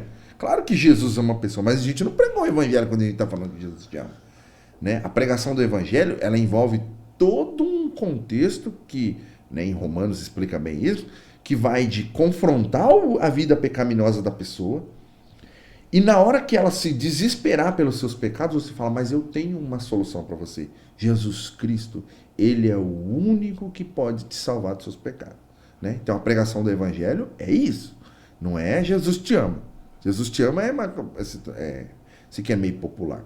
Então esse romantismo evangélico, ele predomina muito. Mas a gente tem que perceber também que a salvação custou o Filho de Deus. Então, ela também não vai ser algo fácil. Não é algo assim que Deus quer dar para todo mundo só porque Ele ama todo mundo, porque Ele deu o seu Filho. Mas Ele quer ver realmente se para aquele coração, o Filho de Deus foi importante. Né? E para algumas pessoas, a gente sabe, não é importante. Sim. É importante enquanto eu estou ali, estou sendo cuidado, abençoado. Mas na hora que a pessoa é confrontada nos seus pecados, ela fala, não, eu não quero Jesus para isso, não. ela vai falar assim, cara, eu achei que a salvação era de graça, não tá tão de graça assim. Não tá tão de graça assim, né? Então, assim, é de graça? É pela graça? Mas não é uma coisa que a pessoa vai na igreja hoje, tô salvo e amanhã posso continuar a minha vida. Não, é algo que envolve renúncia, sacrifício, sofrimento, que é uma coisa que muitas vezes as pessoas não gostam de falar, porque, é claro, né, eu já preguei muito sobre isso, falei assim, o evangelho para os primeiros apóstolos, para os primeiros discípulos, era algo muito doloroso, Sim. porque era uma mudança radical de vida. Onde as pessoas do mundo falam de egoísmo, Jesus pregava generosidade. Ele falava, por exemplo, para você amar seu inimigo. Que religião é essa que fala para mim amar meu inimigo? O cara foi lá, me deu um tapa, me brigou comigo. Né? Eu tenho que oferecer a outra face, hein? Eu tenho que dar a outra face? Então, assim, o cristianismo não é uma religião fácil de ser aceitada. Sim. Né? Ela não é algo, né, simples, ela envolve uma responsabilidade da parte daquele que está recebendo, né? Assim como tem benefícios, como nós temos a graça, o céu, o Espírito Santo, a palavra de Deus, pessoas para nos orientar, ela envolve responsabilidade da nossa parte. Então ela também não é algo fácil de levar por toda a vida. Talvez seja algo fácil de levar por um dia, uma semana, um mês, 2 meses, 3 meses. Mas imagina você ter que se manter fiel por toda a sua vida. Você Sim. tem que se manter leal àquilo que você começou lá no começo e agora está terminando no fim da mesma maneira, da mesma forma, com a mesma fé, com a mesma intensidade. Porque né? Paulo mesmo, né? Paulo pediu para tirar aquele espinho da carne, né? Porque cara, eu fico doido com o pensamento, cara, até onde vai o pensamento do ser humano, porque tem muita gente que fala que Paulo era homossexual, cara. pelo tipo assim, a Bíblia não explicou, mas assim, aí o que eles tiram em embasamento? Porque Paulo era solteiro, Paulo Sim. decidiu ficar solteiro Sim. e não casar, porque ele dá instruções, aí ele dá instruções para as pessoas que não casem, as que já estão casadas que não se separem. Sim. Então, o pensamento de que Paulo era isso. Quando, na verdade, ele estava lutando contra a sua parte humana, né? Sim, a sua parte humana. Então, igual você falou, tipo, é muito difícil, cara, a gente, principalmente para um jovem. Sim, principalmente para um jovem. Verdade, né? Que tá aí descobrindo a vida, né? O que eu acho mais difícil não é nem a questão do jovem, é a questão do adolescente. Sim, do adolescente. Tanto que você tá trabalhando bastante essa parte lá na igreja, né? Isso, a gente trabalha bastante essa parte. Uma coisa bem legal de falar da Bíblia é que a Bíblia ela tem uma coisa que cativa muito quando eu leio, que é a honestidade. Sim. Né? A Bíblia não escondeu a fraqueza, o erro ou até mesmo o pecado de nenhum dos seus heróis. Sempre mostrou eles de forma transparente. O que a gente não vê, por exemplo, em alguns livros antigos. Você pega alguns livros antigos, quando vai falar de um herói lá da Grécia, um herói de Roma, um herói lá, um general, não vai falar, por exemplo, que ele tinha 3, 4 mulheres, vai falar que ele foi um grande general, ganhou grandes batalhas, venceu grandes inimigos, foi um grande nome que nós temos aqui. Não vai falar, por exemplo, coisas da particularidade dele. E quando você fala do apóstolo Paulo, nós temos que olhar, quando a gente olha para a Bíblia Sagrada, a gente vê que 13 das cartas do Novo Testamento foram escritos pelo apóstolo Paulo. Além, é claro, da história de Atos dos Apóstolos, que envolve uma boa parte ali, a partir do capítulo 9, da sua conversão e das suas viagens missionárias e da maneira com que ele levou o evangelho ao praticamente todo mundo conhecido da época. E o que é legal disso é que, quando você lê as cartas de Paulo, você percebe o homem Paulo, a pessoa Paulo. Né? Não o herói Paulo, o cara que escreveu, o cara que levou o cristianismo a todo. Você percebe as suas fraquezas, as suas debilidades, o seu pensamento, as suas dúvidas, os seus medos, as suas inseguranças a respeito daquilo que ele estava fazendo. Sim. Né? O seu temor a Deus. Então, ai de mim, por exemplo, ele disse, se eu não pregar o evangelho. Né? Então, ai de mim, ele está falando assim, ai de mim é que eu vou sentir, eu vou passar muita prova, né? Eu vou passar muita luta se eu não fizer isso que Deus está me mandando. Então a gente vê Paulo falando, por exemplo, aos Coríntios, com muito medo eu escrevi, com muita em fraqueza da minha carne. Temor e tremor, né? Você vê ele falando, por exemplo, olha, se eu fui rude nas minhas palavras, olha, se eu fiz isso, né? Então você vê ali o homem, Paulo, e toda a sua vida, como era uma vida humana comum, como a de qualquer um que vai estar nos assistindo, né? E nesse aspecto do espinho da carne, alguns dizem que era doença, alguns dizem isso, alguns dizem aquilo. Eu acredito que o apóstolo Paulo, ele, por ser um grande líder cristão da época, o espinho na carne pode ser qualquer coisa, mas assim, vamos pegar o nível de conhecimento, o nível de experiência, o nível de espiritualidade que esse homem tinha. Era algo inacreditável.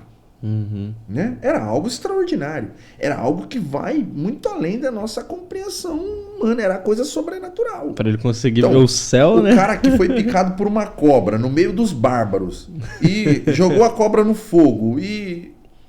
Vamos esperar que esse cara vai morrer, hein? Esse cara vai morrer. De repente o veneno da cobra não pica.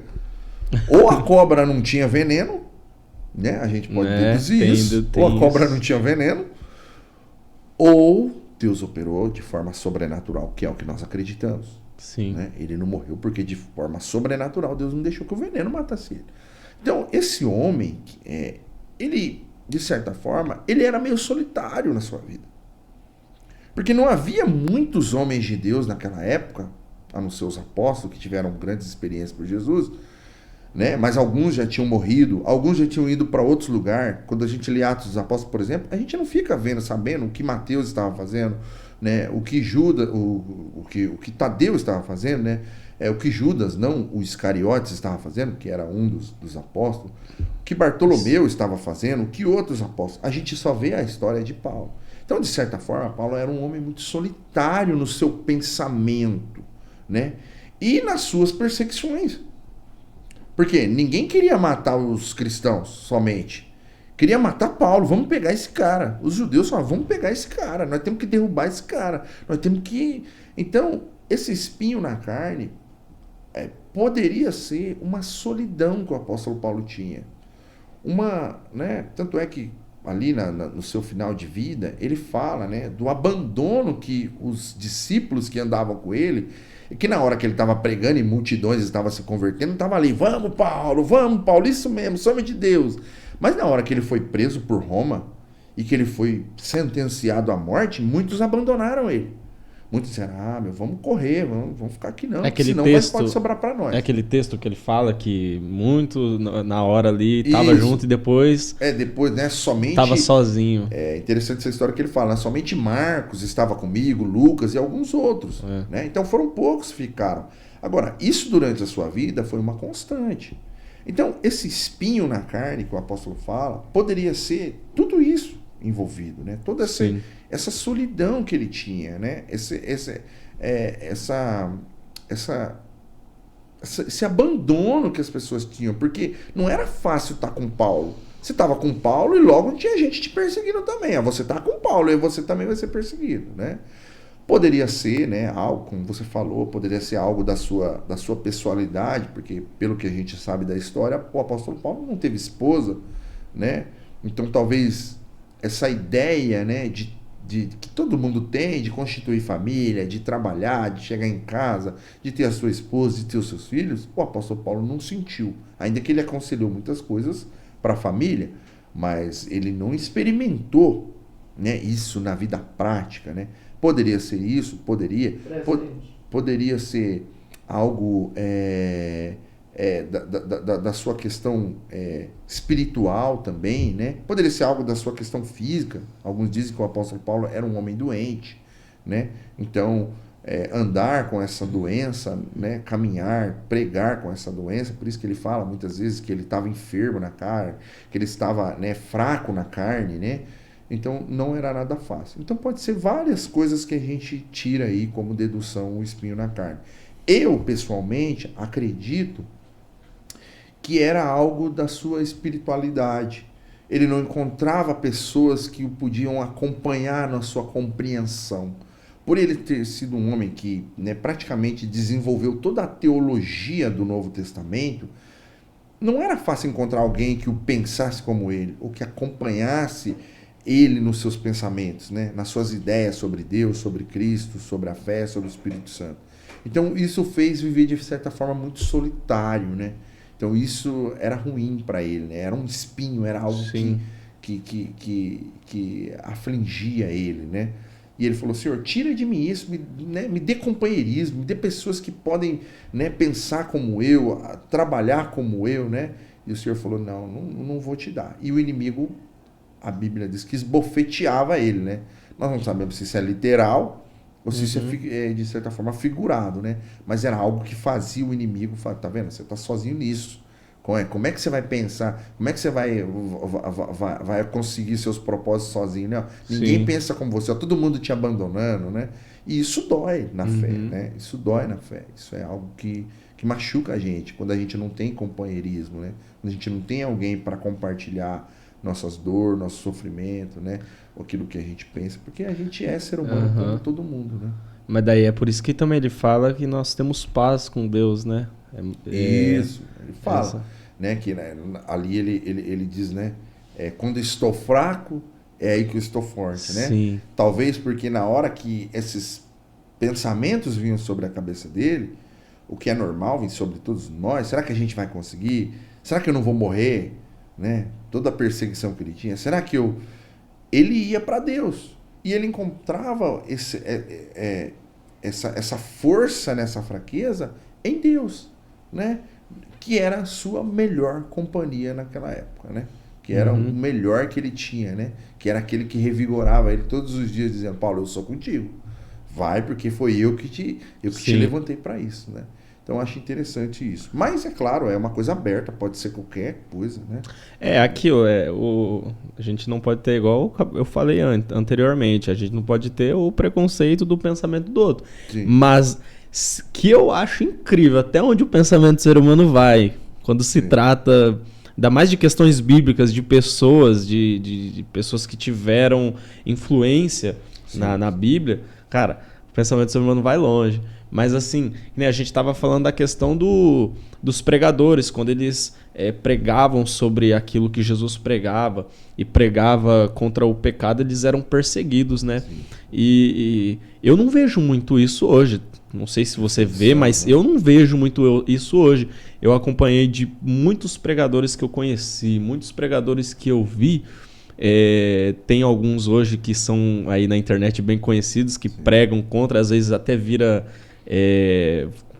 mídia, né, por causa das pregação.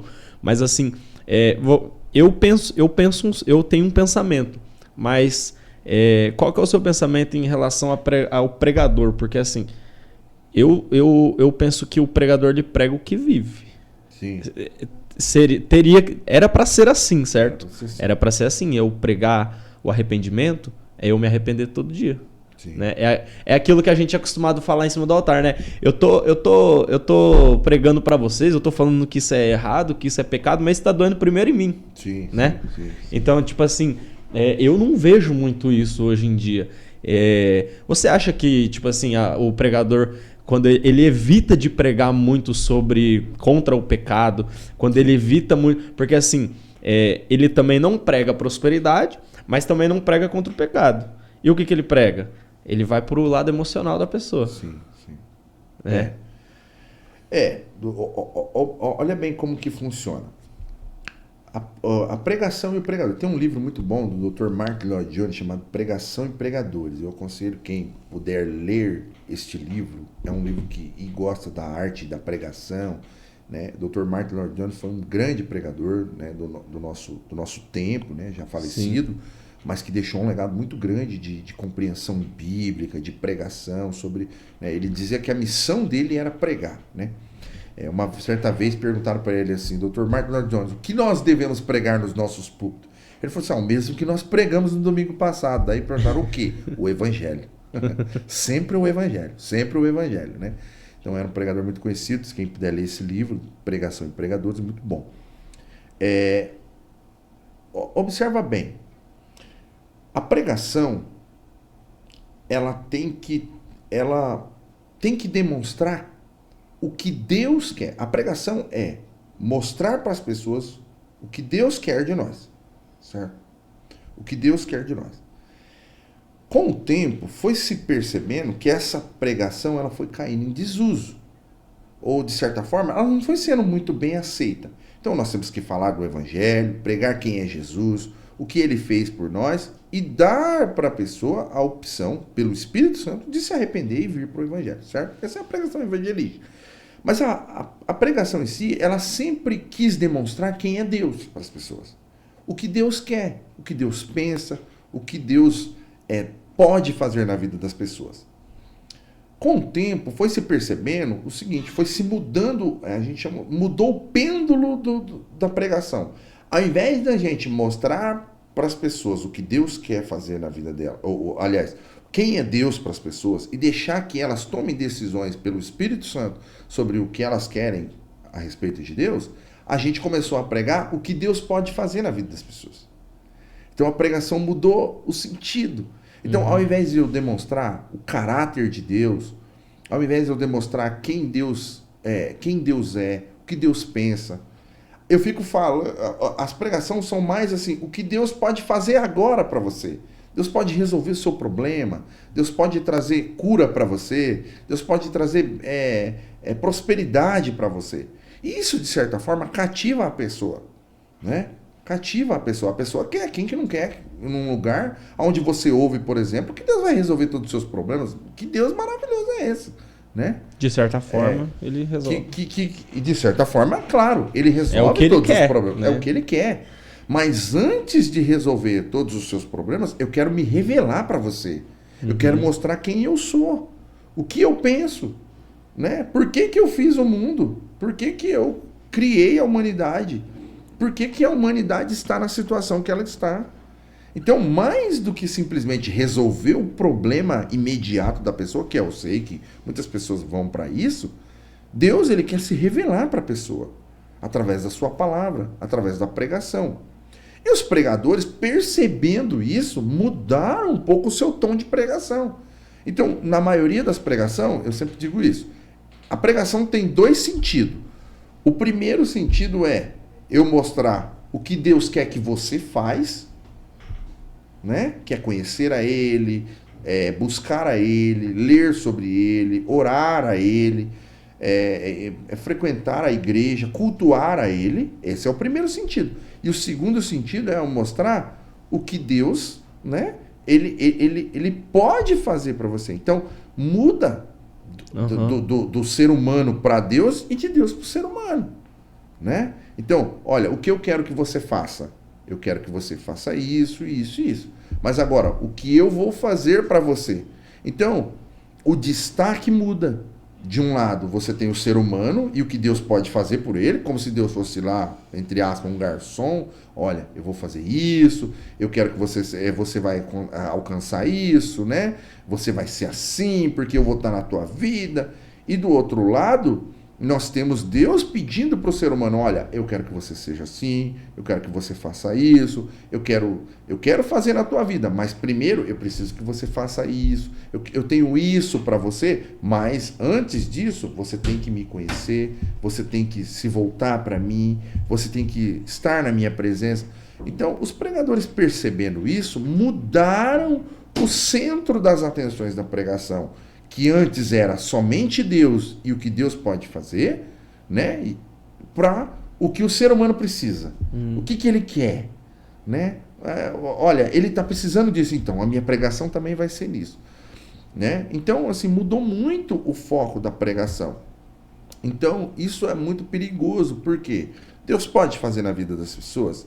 As pessoas vão ficar na igreja, vão gostar desse tipo de pregação? Vão, mas quando elas descobrirem o que Deus quer delas, elas vão falar assim, então não é bem o que eu quero. E aí é onde muitas pessoas, elas são motivadas por ir na frente, aceitar a Jesus, até choram, mas quando elas se deparam com a realidade da fé cristã, elas dizem, isso não é bom para mim. É mais ou menos voltar para aquela ideia da parábola da semente. Houve 4 sementes que foram lançadas. Uma caiu no meio do caminho, veio o inimigo e arrancou. Outra caiu sobre as pedras, não tinha muita terra, cresceu rapidamente. E a outra, né, caiu na terra, cresceu, mas veio o sol e queimou ela. Né? E a outra caiu em boa terra. Então, muitas pessoas, quando recebem a palavra de Deus, recebem, mas quando se deparam com as realidades do cristianismo, a realidade da fé, elas retrocedem para trás. Elas falam, não é isso que eu quero bem para mim. Sim. Né? Então, poucas pessoas realmente falam, não, é isso que eu quero para mim. Então, a gente tem que tomar, como pregador, certos cuidados com isso, para que não venha a atrapalhar a verdade de Deus. Nós não podemos maquiar a verdade. Ninguém está dizendo que a pessoa precisa pregar, né? Você tem que mudar de vida, você não pode mais fazer isso. Não, a gente tem que combater o pecado, né? Mostrando o amor de Deus, o arrependimento, o perdão, mas mostrando a verdade da palavra de Deus, que a fé cristã é algo que, quando a pessoa abraçar, implica em responsabilidades dela para com Deus. Não somente de Deus para com ela. Vem para o evangelho, Deus vai fazer isso na tua vida, Deus vai fazer aquilo na tua vida. Tá, mas e o que vocês vão fazer para mim? Exatamente. Né? Vocês vão como vocês vão se dedicar a mim? Né? Se não fica um evangelho que, do tipo assim, mostra só o lado do que Deus faz. O lado do amor, né? O lado do amor de Deus pelo ser humano, e não mostra o lado da responsabilidade do ser humano para com Deus. Então, sim, isso é uma coisa que a gente tem que tomar muito cuidado como pregador, para não criar uma cultura das pessoas virem de multidão, mas na hora que Jesus falar assim, trouxeram um discurso duro, como ele trouxe no capítulo 6 de João, muitos falaram, esse discurso é muito duro, eu não quero isso para minha vida não, e retrocederam. Sim. Mas quando ele olhou para o grupo dele, que era o dos 12 ali, ele falou, e vocês, não vão embora? Ele falou assim, não, senhor, para onde nós vamos? Essas são as palavras da verdade, essas são as palavras que vão dar vida eterna para nós. Né? Então, houve uma multidão que retrocedeu, mas houve um grupo que ficou. Né? O grupo dos eleitos, o grupo dos salvos, o grupo daqueles que realmente queriam um compromisso real com a fé. Então, para você aí que tinha uma dúvida do que realmente uma pregação ela deve influenciar em nossas vidas, é realmente isso aí que ele disse, né? É a gente entender que o que Deus quer de nós, e a gente também tem que saber oferecer a Deus essa questão aí. Mas a gente já está caminhando aqui para o final, e tem uma pergunta que é muito, assim, ela é uma pergunta básica, porém, assim, que é para o pregador, né? Para pessoas, geralmente, assim, que está começando a ingressar nessa parte. Como você é um pregador, eu vou para o lado da pregação. Por exemplo, eu gosto de cantar, né? Você sabe, meu lado é mais a música, só que eu estou desenvolvendo mais um lado agora que é da pregação, sim, de estudar e ler e tal. O que o sermão expositivo influencia para mim, essa questão, né? Certo. Você está falando, né, de repente de dar dica para quem está ingressando nessa área de pregação, né? A pessoa quer aprender sermões expositivos, teologia sistemática. Sim, coisas... É assim, né? pegando a parte de pregação, assim, você que, né, quer de repente pregar a palavra de Deus, que é uma coisa que eu gosto muito e desenvolvo muito, estou aí há 23 anos no Evangelho, então estou desenvolvendo essa área desde quando eu vim para o Evangelho, sempre foi uma coisa que eu quis, né, que foi desenvolver a área da pregação. Primeiro, você tem que entender o que é a pregação, né? Que a pregação, principalmente para nós pentecostal, sempre foi aquela ideia de subir em cima do púlpito, abrir a Bíblia, onde cair, o que o Espírito Santo me dá, eu falo. Ainda existem igrejas que atuam desse jeito, né?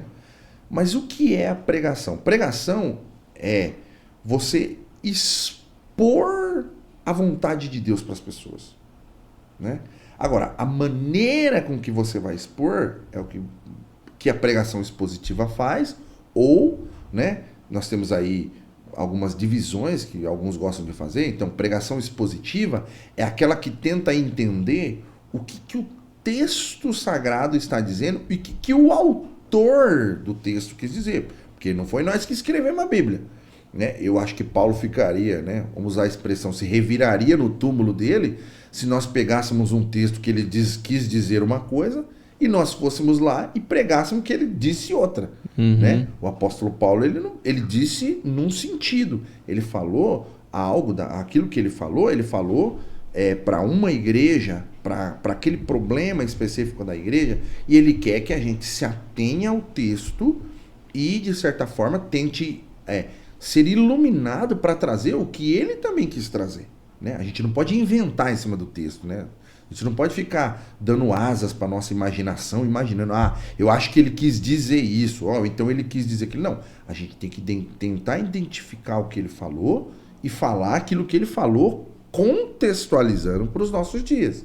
Então, se ele falou que o amor é o dom supremo, o que ele falou para a igreja de Corinto, para aqueles irmãos que estavam vivendo determinado problema.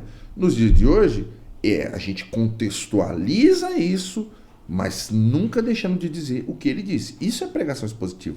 É buscar entender o que o autor quis dizer e expor isso para as pessoas, né? Talvez seja um método de pregação que os reformadores e os pregadores antigos mais se utilizaram. Mas existem outras formas de pregar, né? Como a gente é do ambiente pentecostal, a gente sabe que muitas pessoas não têm, como é que eu posso dizer? Não tem conhecimento profundo sobre a palavra. Então ela não vai pregar expositivamente. Ela vai pegar o texto, vai ler o texto, vai imaginar que aquele texto quis dizer algo e vai falar aquilo, né? Então, isso é ruim? Não, não é ruim. A gente não pode desprezar. Existem muitas pessoas hoje que são pastores de igreja, líderes de igreja, mas que não tiveram acesso à faculdade, acesso a estudos seculares, né, que poderiam ajudar a entender o texto. Então, o que a gente tem que fazer? Tentar identificar o que Deus está falando nessa palavra. Então, existe pregação expositiva, que a gente fala, que é essa que identifica o que o autor do texto quis dizer. Existe pregação alegórica, que é aquela pregação que a gente pega um texto bíblico, por exemplo, a gente gosta de pegar lá as histórias e vai aplicando aquilo que a história também diz. Então você pega lá a história de Josué e vai falando, olha, Josué, ele teve um momento ali que ele estava em dúvida e ele orou a Deus. Então, nessa noite, irmão, você que está em dúvida, você também tem que orar a Deus para que Deus sane as suas dúvidas, né? Então a gente chama isso de pregação alegórica, que usa os fatos históricos e trazem aplicações para a vida das pessoas. É uma pregação muito boa também, né? Agora, tem um problema. Muitas vezes a pessoa, ela inventa uma coisa no texto que não está no texto, né? Então, a alegoria, ela acaba dando esse sentido, né? Então, existe a pregação temática, que é aquela pregação que a gente pega um tema ali das escrituras e vai falando sobre os versículos que falam sobre aquele tema. Então, por exemplo, a gente quer falar sobre a criação. Olha, no princípio criou Deus os céus e a terra era sem forma e vazia. Tá vendo, irmãos? Olha, Deus criou o mundo, foi Ele que criou. E aí a gente pega um texto lá do Novo Testamento e fala, olha, tá escrito aqui, também tá falando sobre a criação, né? Olha, aqui em João tá falando que no princípio era o verbo, e o verbo estava com Deus. Então, quando Deus estava criando, Jesus estava com Ele, irmãos. né? Então, essas são pregações, são estilos de pregação, são formas de pregações, né? Para quem está começando, geralmente a pregação expositiva é muito mais complicado, porque exige do pregador que ele estude muito, que ele leia muito, que ele busque muito até que ele compreenda ou seja iluminado na real intenção do autor, né? Já a pregação alegórica é aquela pregação que geralmente o pessoal pentecostal gosta mais, né? Que é aquela, olha, hoje eu vou falar sobre a história de Josafá, porque Josafá estava cercado, irmão, por um grande exército. Você que nessa noite está cercado de problemas, está cercado de dificuldades, não tenha medo, Deus está vendo que você está cercado, né? Olha, Josafá foi para o templo e ele orou e Deus deu a resposta. Tá vendo, irmão? Você tem que vir na igreja, a igreja é a casa da oração, né? Então, assim, existe muito dessa pregação hoje. Eu acho que Deus, ele utiliza-se tudo isso para falar com o seu povo, né? O que a gente tem que ter é o critério sempre bíblico. O que esse pregador está falando é bíblico. Ele está fazendo uma aplicação alegórica, mas essa aplicação alegórica, nós temos respaldo bíblico para o que ele está fazendo? Porque, por exemplo, se a gente for pegar uma alegoria, né, hoje, principalmente que a cultura nossa mudou muito, então a questão de homem e mulher, mulher e homem já não está muito certa, né? Os irmãos que entendem o que eu vou falar. E então, assim, se você pegar, por exemplo, um texto de Samuel, onde fala que Davi e Jonatas tinham uma amizade tão profunda que o amor de Jonatas por Davi e de Davi por Jonatas era um amor que era mais forte que o das mulheres, né? E se a gente for usar isso como alegoria, a gente vai dar a entender um tipo de amor que leva, né, a um pensamento contrário à palavra de Deus. Mas a gente sabe que, alegoricamente, esse texto ele só está querendo reafirmar que a intensidade de amizade e do amor entre Davi e Jonatas era tão forte, né, que excedia, né, o amor de um homem por uma mulher. O que é quase que impossível, porque o amor de um homem para uma mulher é um, o amor de um amigo para outro é outro tipo de amor, né? Então a gente tem que tomar um certo cuidado, que a pregação alegórica pode ser usada para o engano das pessoas, né? Então isso é algo que as pessoas têm que tomar certo cuidado. A pregação temática, ela é legal e ela é a mais fácil de se fazer. É só você pegar lá na sua casa uma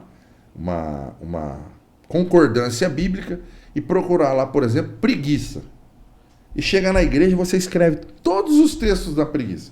E você lê todos os textos e você vai falando e aplicando. Olha, aqui está falando que nós não pode ser preguiçoso porque o preguiçoso fica pobre. Olha, aqui nesse outro texto está falando que nós não pode ser preguiçoso porque o preguiçoso ele traz problema para sua família. Olha, aqui nós está falando que nós não podemos ser preguiçosos porque o preguiçoso ele morre cedo, né? Olha, aqui nós não podemos, está falando que nós não podemos ser preguiçosos. Então, a pregação temática geralmente ela é a mais fácil de se fazer, né? Então, assim, conselho que eu dou para você, comece pela pregação temática, depois você vai para a pregação alegórica sem dar asas para a sua imaginação, para não criar no texto algo que não está no texto, e depois você vai começar a ter um entendimento maior sobre pregação expositiva, que geralmente é a pregação que mais atinge o sentido real do que é pregação, né? Então é isso aí que eu falo pro pessoal. Legal, cara.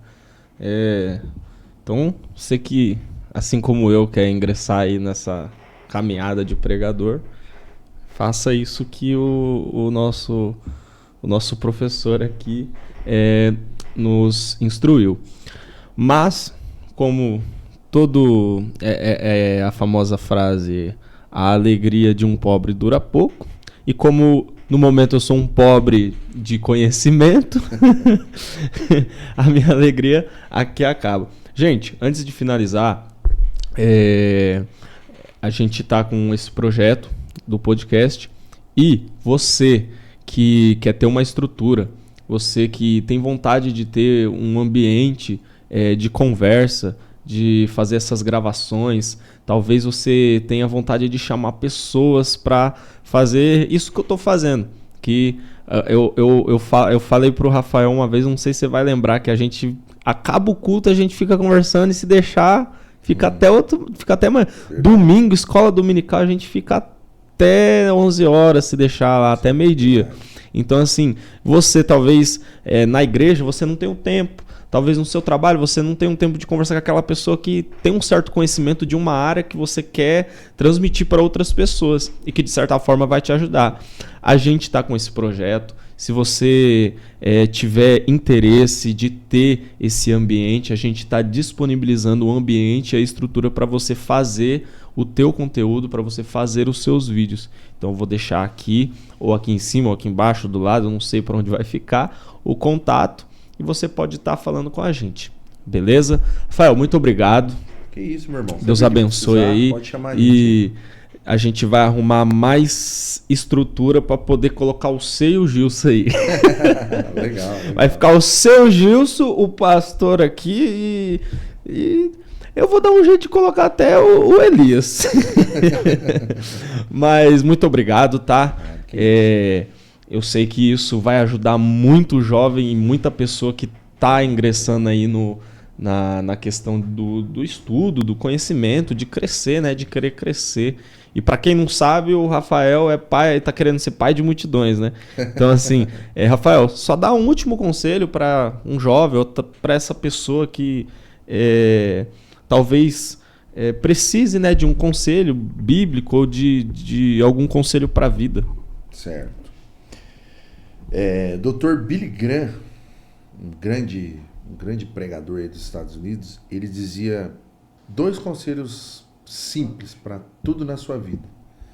O primeiro tenha comunhão com Deus. Ore.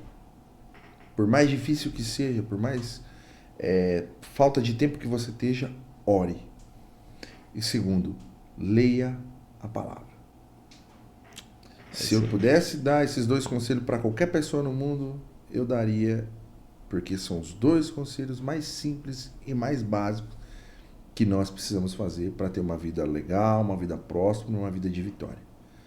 Tenha comunhão com Deus, em oração, na igreja, em casa, no seu quarto, no seu trabalho, e leia a palavra de Deus.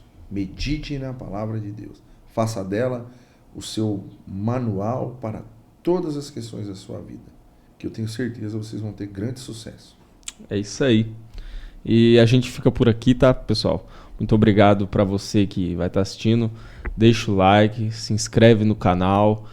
A gente vai disponibilizar aqui um novo Instagram, tá? Que a gente vai estar trabalhando com ele. Fiquem com Deus e Deus abençoe.